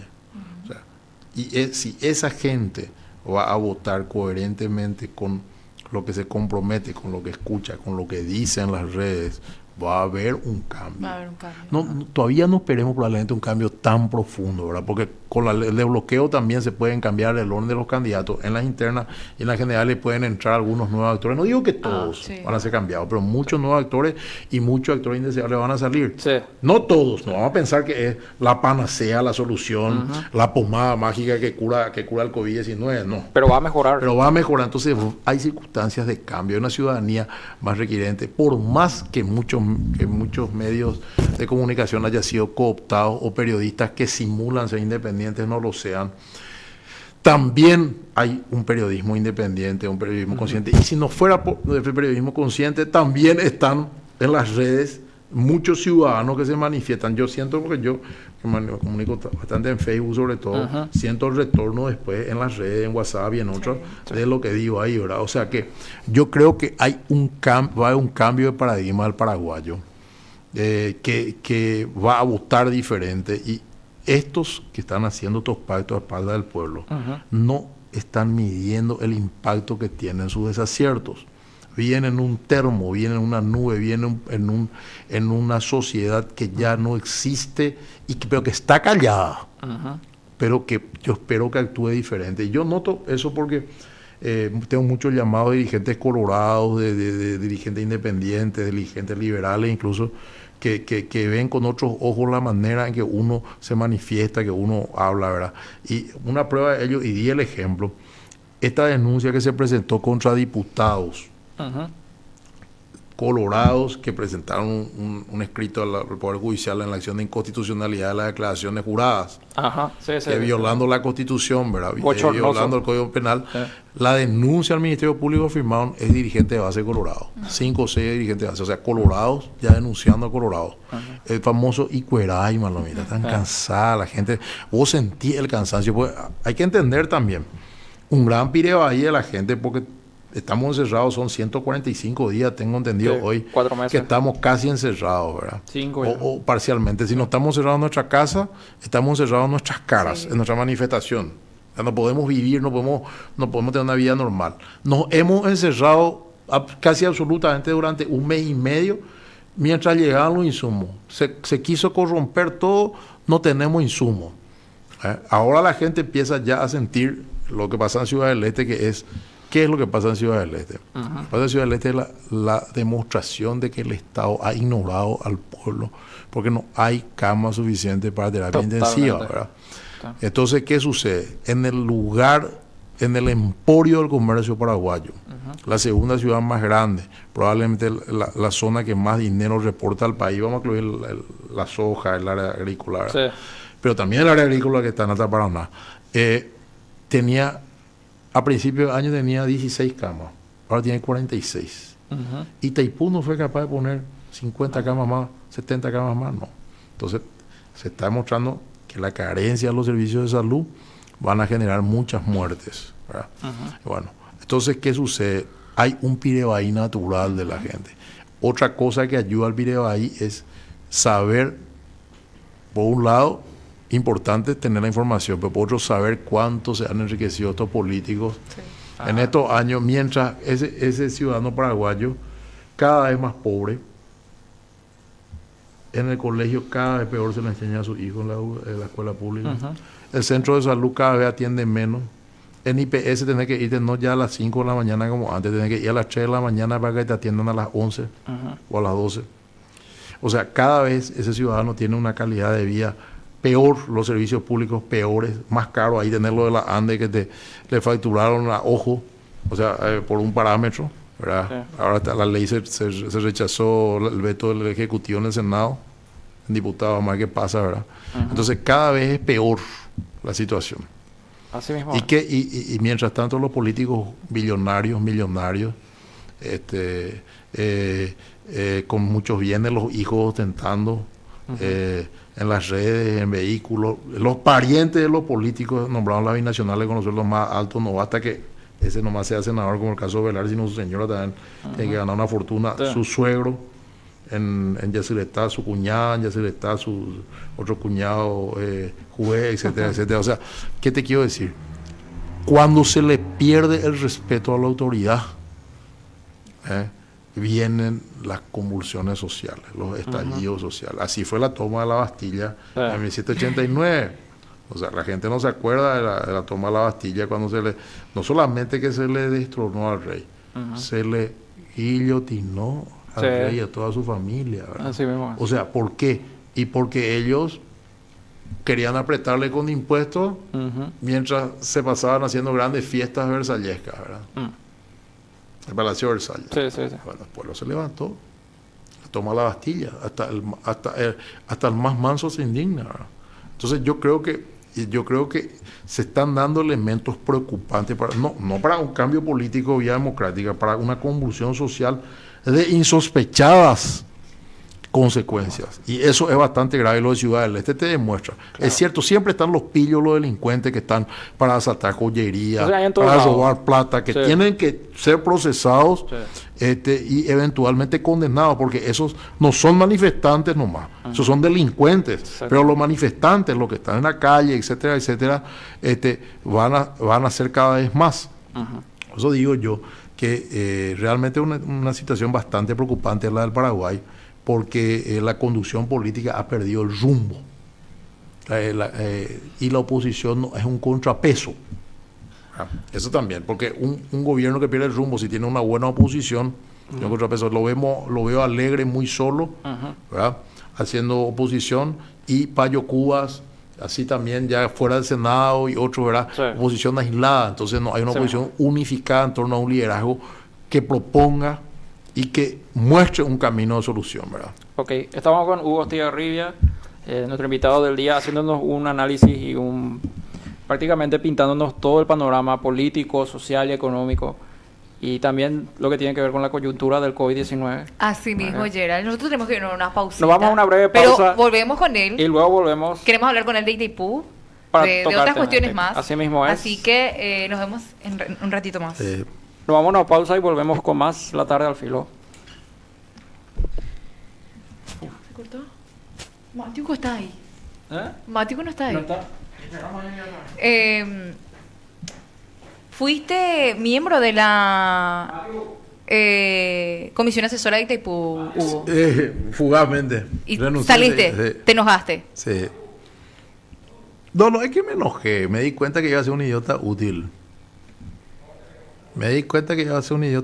Y porque yo me fui a la reunión, ¿verdad? Me fui a la primera reunión y me encontré primero.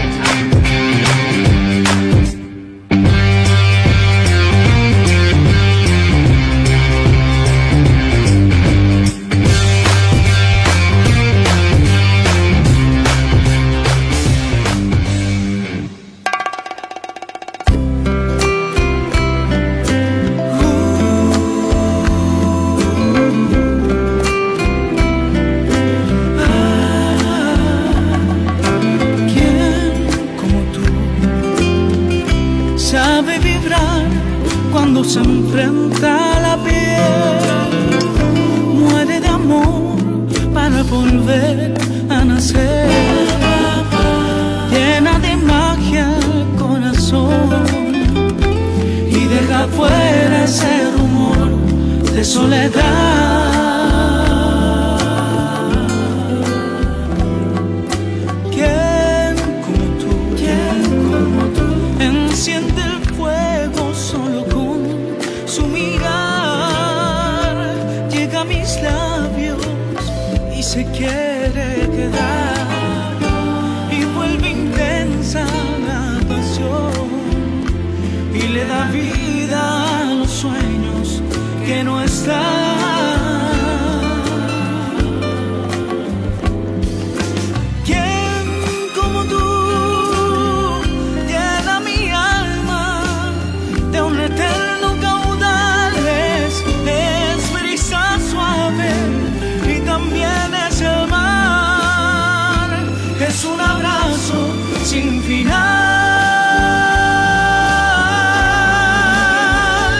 porque no hay nadie como tú de quien me pueda enamorar.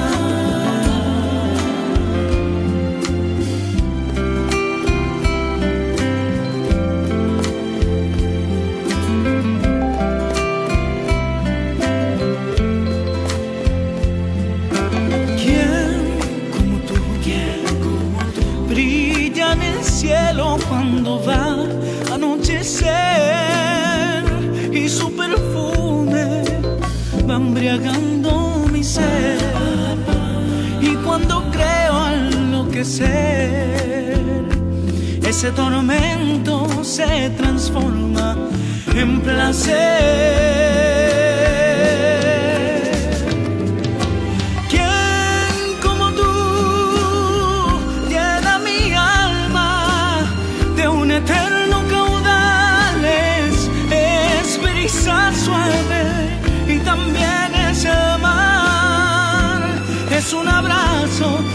final, porque no hay nadie como tú de quien me pueda enamorar.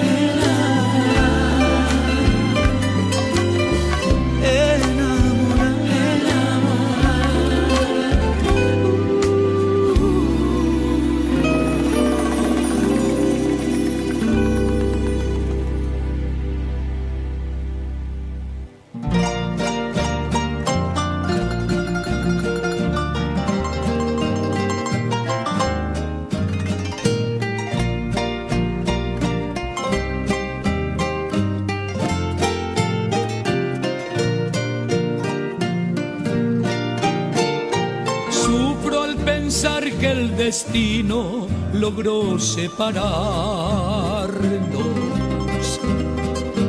Guardo tan bellos. DASA, consultora jurídico ambiental, sigue presentando La Tarde al Filo por PDS Radio y TV Online, un medio que busca justicia en la justicia.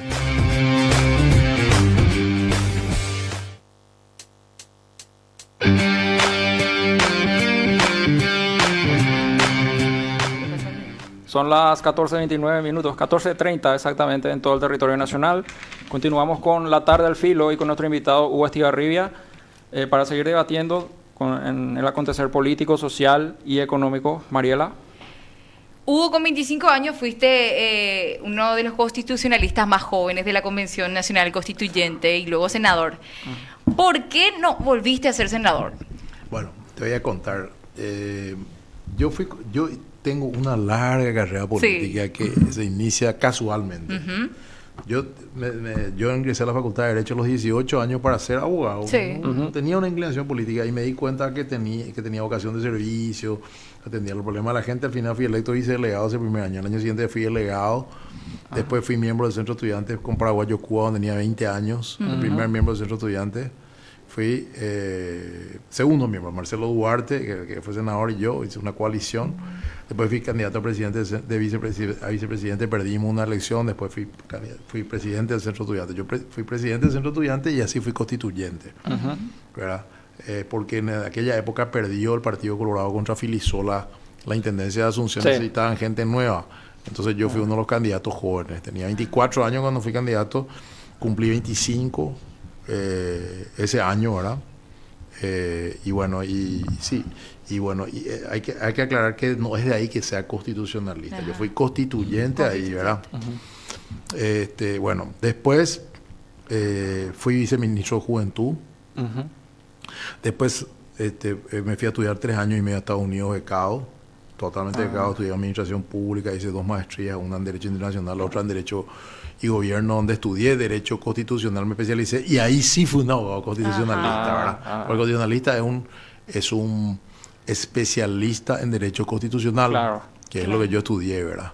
Entonces, cuando vuelvo allá, me invita el ingeniero Castiglioni para que sea su asesor principal en la relación con el Congreso, ¿verdad? Fui, ¿verdad? Asesor político también, después fui senador. Bueno, y yo me quedo solo en el Senado cuando me niego el juramento de Nicanor en el año 2010. Sí, porque mi movimiento Vanguardia Colorada tenía la posición jurídica que yo sostenía, que no puede jurar Nicanor como senador activo, ¿verdad? Nicanor deja el poder el 15 de agosto del 2008.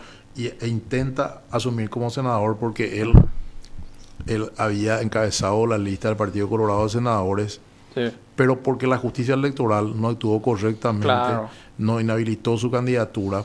Después el Poder Judicial también, en fallos de magistrados, prevaricadores, hicieron prevaricato, ¿verdad? Tenían que ser destituidos por juicio político procesado y tendrían que estar presos esos que hicieron eso. Sí, porque él fue presidente de la República y fue presidente del partido al mismo tiempo. También en ese momento, bueno, ¿qué sucedió? Él fue candidato y así fue electo. Entonces, la posición de la bancada nuestra era no permitir el juramento de él porque no podía ser senador activo. Lo mismo que se tuvo con Carter en el 2010. Pero ¿qué pasa? El líder de mi sector, Castiglioni, se va y hace un pacto en la casa de Nicanor en Atirá, así como hizo Marito ahora que bajó la cabeza, ¿verdad? Y él decide eso y quería imponernos a todos. Yo me negué y faltó mi presencia para que jure y no pudo jurar en el 2010. Ahí me echaron de mi movimiento y me quedé solo, porque me bancaba solo, ¿verdad? Estaba la bancada nicanorista que le apoyaba a él y la bancada de ahora, que la otra, la vanguardia, que también la apoyaba a él. ¿Y por qué la apoyaba? Porque ellos querían evitar, Castiglione quería evitar que se reformen los estatutos del partido para que entre Cartes. Nicanor le propuso que le iban a dar sus convencionales. Entonces yo le había dicho a Castiglione que no iba a conseguir igual los votos y que iba a perder su discurso, lo mismo que pasó con Marito ahora. Iba a perder su discurso y coherencia. Bueno, ¿qué pasó? Me echaron de mi movimiento, me quedé solo. En el año 2011 el partido saca un mandato tratando de obligarme a mí a que yo participe del juramento, me niego otra vez. No solamente me negué, sino que le hicimos jurar a Jorge Cepe, que era el que había entrado ya en la lista antes. Tuvo que salir con las decisiones judiciales que hizo Nicanor. Otra vez le incorporamos con mi voto. Entonces yo me quedé solo. Tuve que armar un movimiento interno pequeño, compitió en 10 departamentos y me robaron 70.000 votos en la interna de las mesas que yo no pude controlar, o en las mesas que me compraron los vocales, o que me compraron los taxis y los transportes que yo había alquilado desaparecieron ese día. Entonces ahí ya no integré la lista del Partido Colorado y me fui. Y me invitaron a unos cargos de gobierno de Cartes que no acepté. Me invitaron a unos cargos de gobierno Marito, cargos menores, sin trascendencia, que entre solo para chuparme, ¿verdad? Yo no iba a aceptar irme solo, iba a proponer 5 o 10 personas expectables en diversos cargos, no solamente mi cargo. Entonces yo no ocupé ningún cargo, me quedé afuera, ¿verdad? Me quedé en el sector privado y hace 7 años y medio reactivé mi estudio jurídico, vivo la profesión, no tengo un solo cliente del sector público, ¿verdad? Vivo mi profesión, vivo la docencia, que soy docente en varias facultades, instituciones también como el Instituto de Altos Estudios Estratégicos, también fui a la Escuela Judicial un tiempo, y vivo de eso. También hago consultoría política, ahora estamos haciendo una consultoría política al Centro de Estudios Judiciales para la cooperación norteamericana, al Foro Anticorrupción de la Cámara de Diputados, que van a presentar 2 proyectos de ley, el doctor Enrique Cronagüeter con uno y con otro con mi proyecto, ¿verdad? O sea, vivo el derecho, vivo la ciencia política, porque también soy politólogo. Yo hice una maestría en ciencias políticas acá en la UNA entre el año 96 y 98. Justamente en esa maestría fue mi compañero Efraín Alegre, fue Rafael Aguanel Laíno y otros fueron mis compañeros, ¿verdad? O sea que tengo también estudios de politólogo, y en Estados Unidos estudié administración pública, aparte de la maestría en derecho. Entonces tengo la suerte de poder combinar la experiencia práctica con la teoría y con la reflexión. Por eso yo digo que soy una persona muy afortunada, le doy gracias a Dios, le doy gracias a mis padres, a mi familia que siempre me apoyó, de poder haberme formado y de no solamente en la teoría, sino en la práctica. Y yo soy profesor de la Facultad de Derecho y en la Católica de Derecho Romano. Y soy un admirador de cómo los romanos llegaban a los altos cargos. Yo le voy a contar cómo. El famoso cursus honorum, la carrera de los honores. Empezaba el que gustaba la política, la función pública. La política era un servicio, no cobraban salario. La gente más adinerada se metía a los cargos sin cobrar salario, ¿verdad? Ad honorem. Sí, y la gente más prestigiosa. Entonces empezaban del cargo más bajo de la ciudad y con el paso de los años podían ir subiendo hasta llegar a los cargos más altos, hasta cónsul en la antigua república, y hasta el Senado, que era la máxima institución. No porque yo haya sido senador digo esto, sino porque era. Es más, la sigla en Roma es SPQR, Senado, Popul y Pueblo Romano, ¿verdad? Entonces, ¿qué significa? Que el curso de la carrera de los honores vos tenés que empezar desde Pichi, para tener experiencia, para conocer, porque el político, hay algo muy importante que tiene en la política chilena, la política uruguaya, el conocer el factor humano, el construir liderazgo en base al respeto, a honor, a integridad. Y el político tiene que empezar. Yo ya recorrí diversos, por ejemplo, fui funcionario judicial, también magistrado judicial. Mientras yo era presidente, hacía mi carrera gremial, yo era funcionario judicial. Y llegué a defensor de derechos pobres y ausentes, me iba a la cárcel a atender a mis defendidos y mis defendidas, ¿verdad? A la penitenciaría Tacumbú me iba al correccional de mujeres también, ¿verdad? Al Buen Pastor me iba. Entonces mezclé el poder judicial en mi carrera, el poder ejecutivo y el poder legislativo. Nativo. Y también tengo formación teórica. Entonces, eso yo me considero un afortunado de la política. Ajá. Y hoy mucha gente dice, vos te volviste opinólogo, te quieren decir de un sentido despectivo. Ajá. Pero es que yo tengo la obligación de dar mi opinión Claro. crítica o aplauso, porque mis estudios en el extranjero también le debo al pueblo paraguayo, porque yo estudié en Derecho en la Nacional, estudié notariado en la Nacional, estudié mi maestría en Ciencia Política en la Nacional, y mi estudio en el extranjero hice con beca en parte de la OEA, que Paraguay paga su cuota a la OEA. Entonces yo me debo al pueblo paraguayo. Claro. Entonces mi obligación con esta experiencia y con esta formación teórica, opinar. A muchos les molesta, porque la verdad tiene que ser de pie como la piedra para que duela. Exactamente. La verdad molesta a veces y te genera enemistades, te genera a veces sinsabores, pero la satisfacción de dormir tranquilo todos los días. Entonces, Claro. si me preguntas por qué, y dejé el Senado porque mis propios correligioneros se encargaron de robarme todos los votos de esta cúpula que hoy ya está formalmente encabezada por piratas. Se encargaron de eliminar a los representantes de los movimientos pequeños del Senado. Como Orlando Fioroto fue otra víctima. Hoy Mira. concejal, ¿verdad? Sí, sí. Y cuando se candidató a concejal, pudo ser concejal porque es un poder local. ¿verdad? Sí. Pero a mí, al Fioroto, infinidad de votos en todas las mesas nos han robado y se les han adjudicado a estos paniaguados que estaban con los grupos del poder. Ujú. Y entonces nos anularon de las listas. Aún así, seguimos siendo colorados porque creemos en la institución. Hay que ver si lo seguimos siendo en el futuro. Eso hay que ver. Saliendo un poquitito del ámbito político, doctor, y queremos tocar un poco el tema de la Itaipú binacional. O sea, en el 2023, como país nos jugamos mucho en la defensa de nuestros intereses y sabemos que vos fuiste miembro de esa comisión asesora que integraste para Itaipú, ¿no? ¿Y por qué saliste, doctor, de esa comisión? Bueno, yo realmente acepté esa invitación. Mi invitación viene del lado académico, es simpático. Es alumno mío que se está volviendo a poco un joven destacado abogado, Hernán Uteman, es asesor legislativo del presidente de la República. Ujú. Es un muchacho joven, tiene 30 años, no sé cuánto. Ujú. Él me llamó y me dijo, profesor, necesitamos tu concurso, una comisión de poca gente que va a encargarse de asesorar por el tema de Itaipú. Eso fue el 2 de agosto, justamente mañana creo que se cumple un año. Mañana. Sí, mañana. Bueno, fue unos días después. Yo dije, bueno, te contesto en una hora. Le contesté en una hora, acepté, ¿verdad? Ujú. Enseguida, media hora después ya anunció el canciller nuestro nombre. Bueno, ¿qué sucedió? Pasó un mes y medio de eso, un mes y no me convocaron. Después me llaman, me mandan una nota y me convocan. Entonces yo le mando una nota al canciller diciéndole cuál iba a ser el rol de esa comisión, en la negociación de Itaipú, cuál era la propuesta, etcétera, etcétera. Ujú. Pero que me iba a ir a la primera reunión. Me fui a la primera reunión y me encontré casi con 30 personas, de las cuales muchos eran a favor del acta de Itaipú y habían tenido posiciones entrevistas antes. Ujú. Algunos no. Ujú. Pero yo dije, acá, ¿qué yo voy a hacer acá? Esto es una torre de Babel, no nos vamos a entender nunca. ¿Y qué van a hacer con nosotros? Pues nosotros no somos la comisión negociadora, una comisión asesora. Claro. Después, por otro lado, dije, ¿cuál va a ser el rol de Jeffrey Sack, que supuestamente va a ser el técnico que va a asesorar al gobierno? Sí. Y nosotros, por un lado Jeffrey Sack, por otro lado nosotros.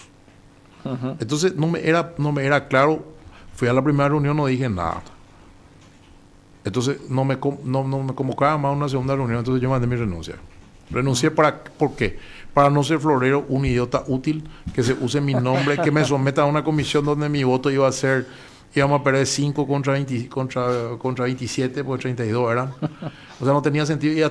O para ahí, no sé dónde se fue la comisión, porque al final ellos no son negociadores ni nada. Hay una comisión Sí. técnica. O sea que no sabemos qué pasó con Itaipú, con la comisión esa. Entonces, creo que hice bien. Ujú. Fui uno de los primeros que dio el portazo y se rajó. Mariela. Te voy a dejar picando estas dos preguntas en base a esto, ¿verdad? ¿Por qué como está hoy el Tratado de Itaipú no nos conviene? Quiero que le contextualices a la gente y qué es lo que Paraguay debe plantearle a Brasil en el 2023. Bueno, hay que entender algo. Ujú. Haber hecho Itaipú es meritorio para el Paraguay. Sí.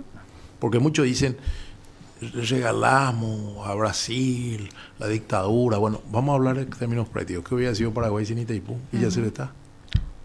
No hubiéramos aprovechado la riqueza energética de nuestros ríos. Necesitábamos aliarnos con dos países.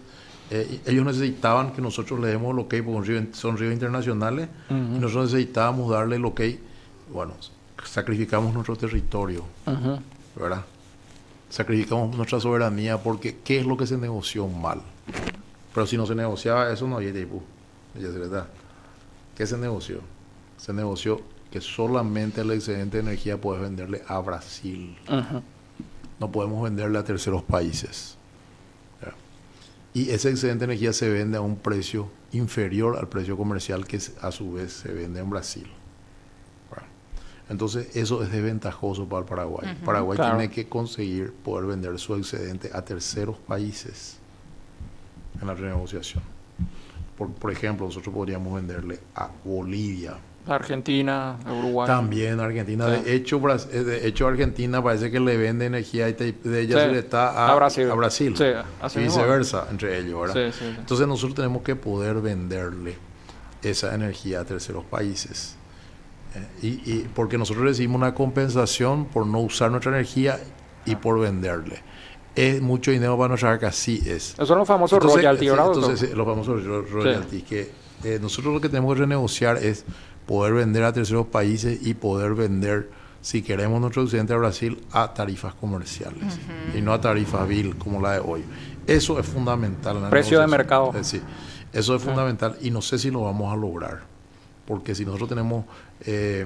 porque el feo antecedente que se instaló con el acta secreta de Itaipú, traicionera, ¿verdad? Sí. Que Pedro Ferreira pateó el tablero y renunció. Sí. Es un antecedente que es peligroso para el Paraguay, ¿verdad? Totalmente. Entonces, si nosotros tenemos gente entrevista, obviamente no vamos a negociar nada bueno. ¿Y cuál es lo grave de este pacto con Cartes? Que Cartes tiene problemas con la justicia brasileña. Y la justicia brasileña no es inmune tampoco a la política. ¿Qué pasa si el esquema gubernamental negocia los intereses de Paraguay a cambio que a Cartes no le...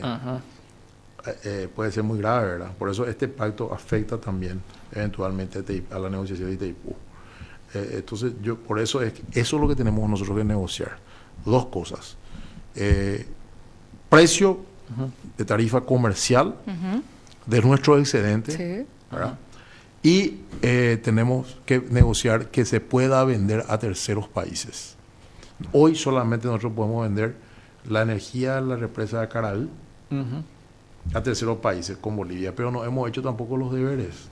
No hemos establecido la línea de transmisión ahora hasta 500 hasta Villa Allá nomás. Nosotros tenemos que dar un giro en las relaciones internacionales, tenemos que mirar al Pacífico Bolivia, tenemos que facilitarle a Bolivia el acceso al río Paraguay a través de Puerto Franco y que con la vía oceánica nosotros, línea de transmisión, podamos llegar a Bolivia y de ahí a Chile, Perú o el Pacífico y dar un giro, así como se hizo el péndulo entre Brasil y Argentina, que primero fue el Tratado de Itaipú, después ya se le está para hacerlo a Argentina, ¿verdad? Sí.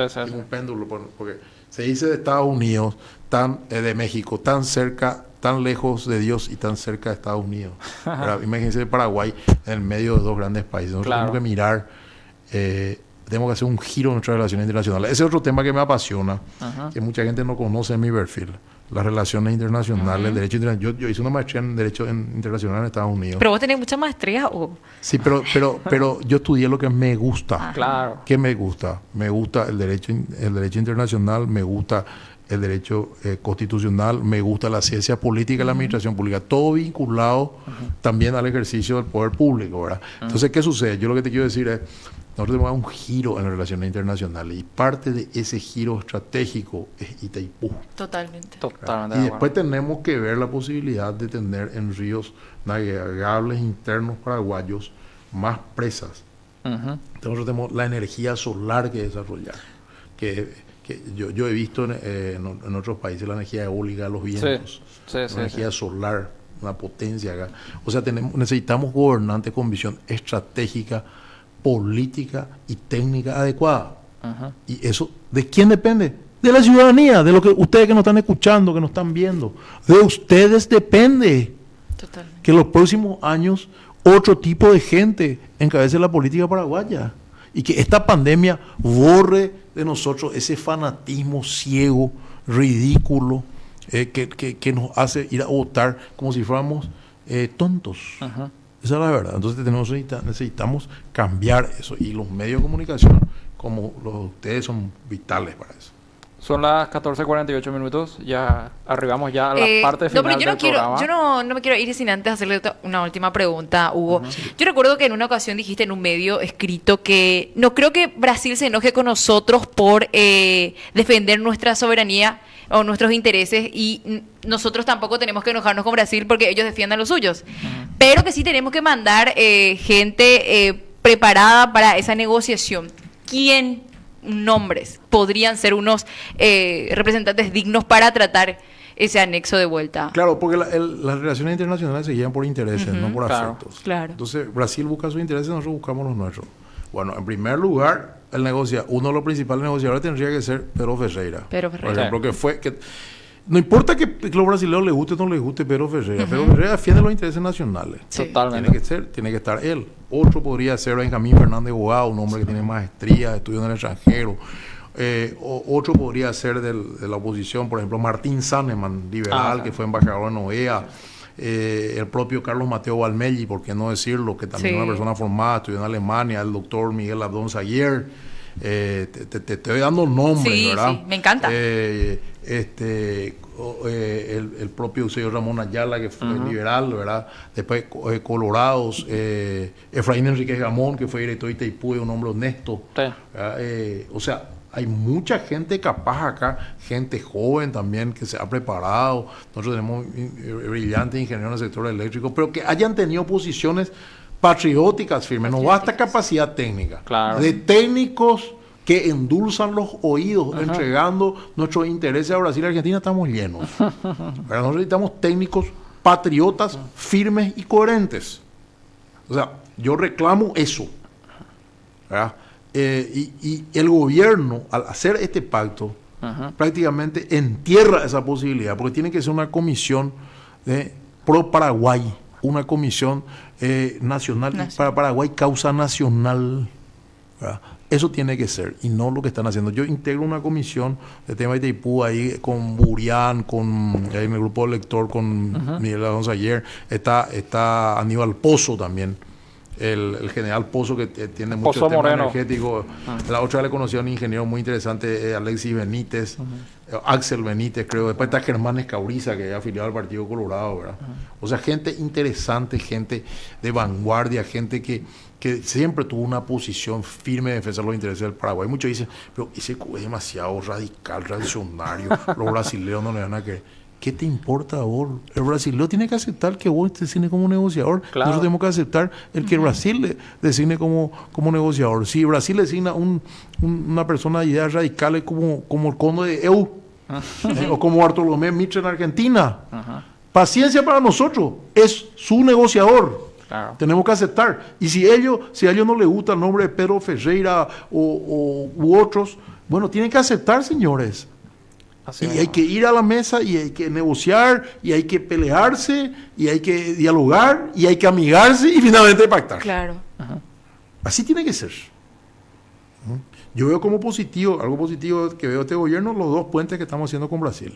Hay que decir también lo positivo, vamos a hablar lo positivo, ¿verdad? El puente del presidente Franco, el otro puente Murtiño, ¿verdad? Yo creo que es la línea, pero esa misma línea tenemos que seguir en las obras de infraestructura que tenemos, pero a la vez en una política de relaciones internacionales adecuada. Itaipú es el eje de eso. ¿Quiénes vamos a designar? Importante. Y hay otros nombres que no digo, que son también figuras destacadas porque están muy vinculadas al ceder a los intereses brasileños en el pasado.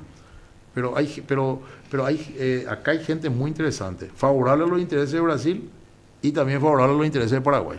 Ahora, doctor, pero nosotros básicamente no podemos poner ese tipo de gente en la negociación. Ahora, doctor, yo para ir redondeando ya, quiero hacerte una última pregunta. Sí. El año pasado, a raíz del acta de entrevista de Itaipú, vos patentaste una frase. Esto es pan para hoy y hambre para mañana. Vos patentaste esa frase. Pan para hoy, claro. Este pacto de Cartes y Abdo es pan para hoy y el hambre podría ser, o sea, a título personal, la caída del coloradismo en el 2023. Así mismo, yo creo que sí. Yo creo que la tranquilidad de Marito de hoy y la tranquilidad de Cartes de hoy casi asegura la caída del Partido Colorado. Y voy a explicar por qué. Sí, Resulta que él dije que el Partido Colorado tenía la oposición y el oficialismo en los dos sectores internos de turno. ¿Verdad? Bueno, ahora desaparecería esto con Corea Colorada. Ya no habría contestación al poder. O sea, el cartismo, que podría haber sido la alternativa, una alternativa que puede que no me guste tanto, ¿verdad? A Ñeteté, pero era una alternativa y con un discurso opositor, perdió su fuerza. ¿Y por qué es difícil articular una fuerza opositora interna dentro del partido de todo grupo? Porque son individualidades muy celosas y muy contentas de sí mismas. No son capaces de ser. Entonces, si no hay una fuerza interna que contrarreste a estos dos, el Partido Colorado va con la gestión de este gobierno y del gobierno anterior a una llanura casi segura si la oposición se une. También. Si la oposición no se une, es difícil. Porque la división, y la estrategia del señor Cartes siempre ha sido divide y vencerás. Tiene su fuerza en el Partido Liberal, tiene su fuerza en los sectores independientes, etcétera, etcétera. Entonces, la oposición tendría que estar unida y el Partido Colorado, con estas dos fuerzas fusionadas, es difícil que llegue el día de mañana al poder. Yo creo que es también pan para hoy, hambre para mañana y sobre todo mala conducción del partido. Hugo, nosotros tenemos una dinámica acá que es, te lanzamos un nombre y vos nos das en un simple calificativo tu opinión sobre esa persona, ¿verdad? Pero antes yo voy a hacer mi mención, así ya está preparadito vos, porque no hice mi mención. Bueno, le recordamos a la gente que JR Servicios Contables le ofrece asesoramiento tributario, liquidación de impuestos. Están sobre Mangoré, Casi Libertad, en Fernando de la Mora, zona sur. Se pueden contactar con José Rojas, contador, al 0994-282-147. También está Delicias Bruneto, que le ofrece desde lo salado hasta lo dulce. Se pueden contactar con Delicias Bruneto, que también hace deliveries al 0984-801-529. Están sobre Paz del Chaco, esquina Hernandarias, también en Fernando de la Mora, zona sur. Bueno, empezamos nuestro ping-pong antes de irnos. Son seis nombres que te vamos a ir tirando y queremos saber qué calificativo le pones a cada uno. Dale. Ok, arranco yo. Mario Abdo Benítez. Un presidente sin carácter. Hugo Velázquez. Con muchos indicios de corrupción y tráfico de influencia. Horacio Cartes. Un empresario con dinero de origen dudoso y con un liderazgo que pretende ser antidemocrático. Nicanor Duarte Frutos. Un expresidente que no se resigna a cumplir su rol y que debe ser investigado por la justicia por su enriquecimiento presuntamente ilícito.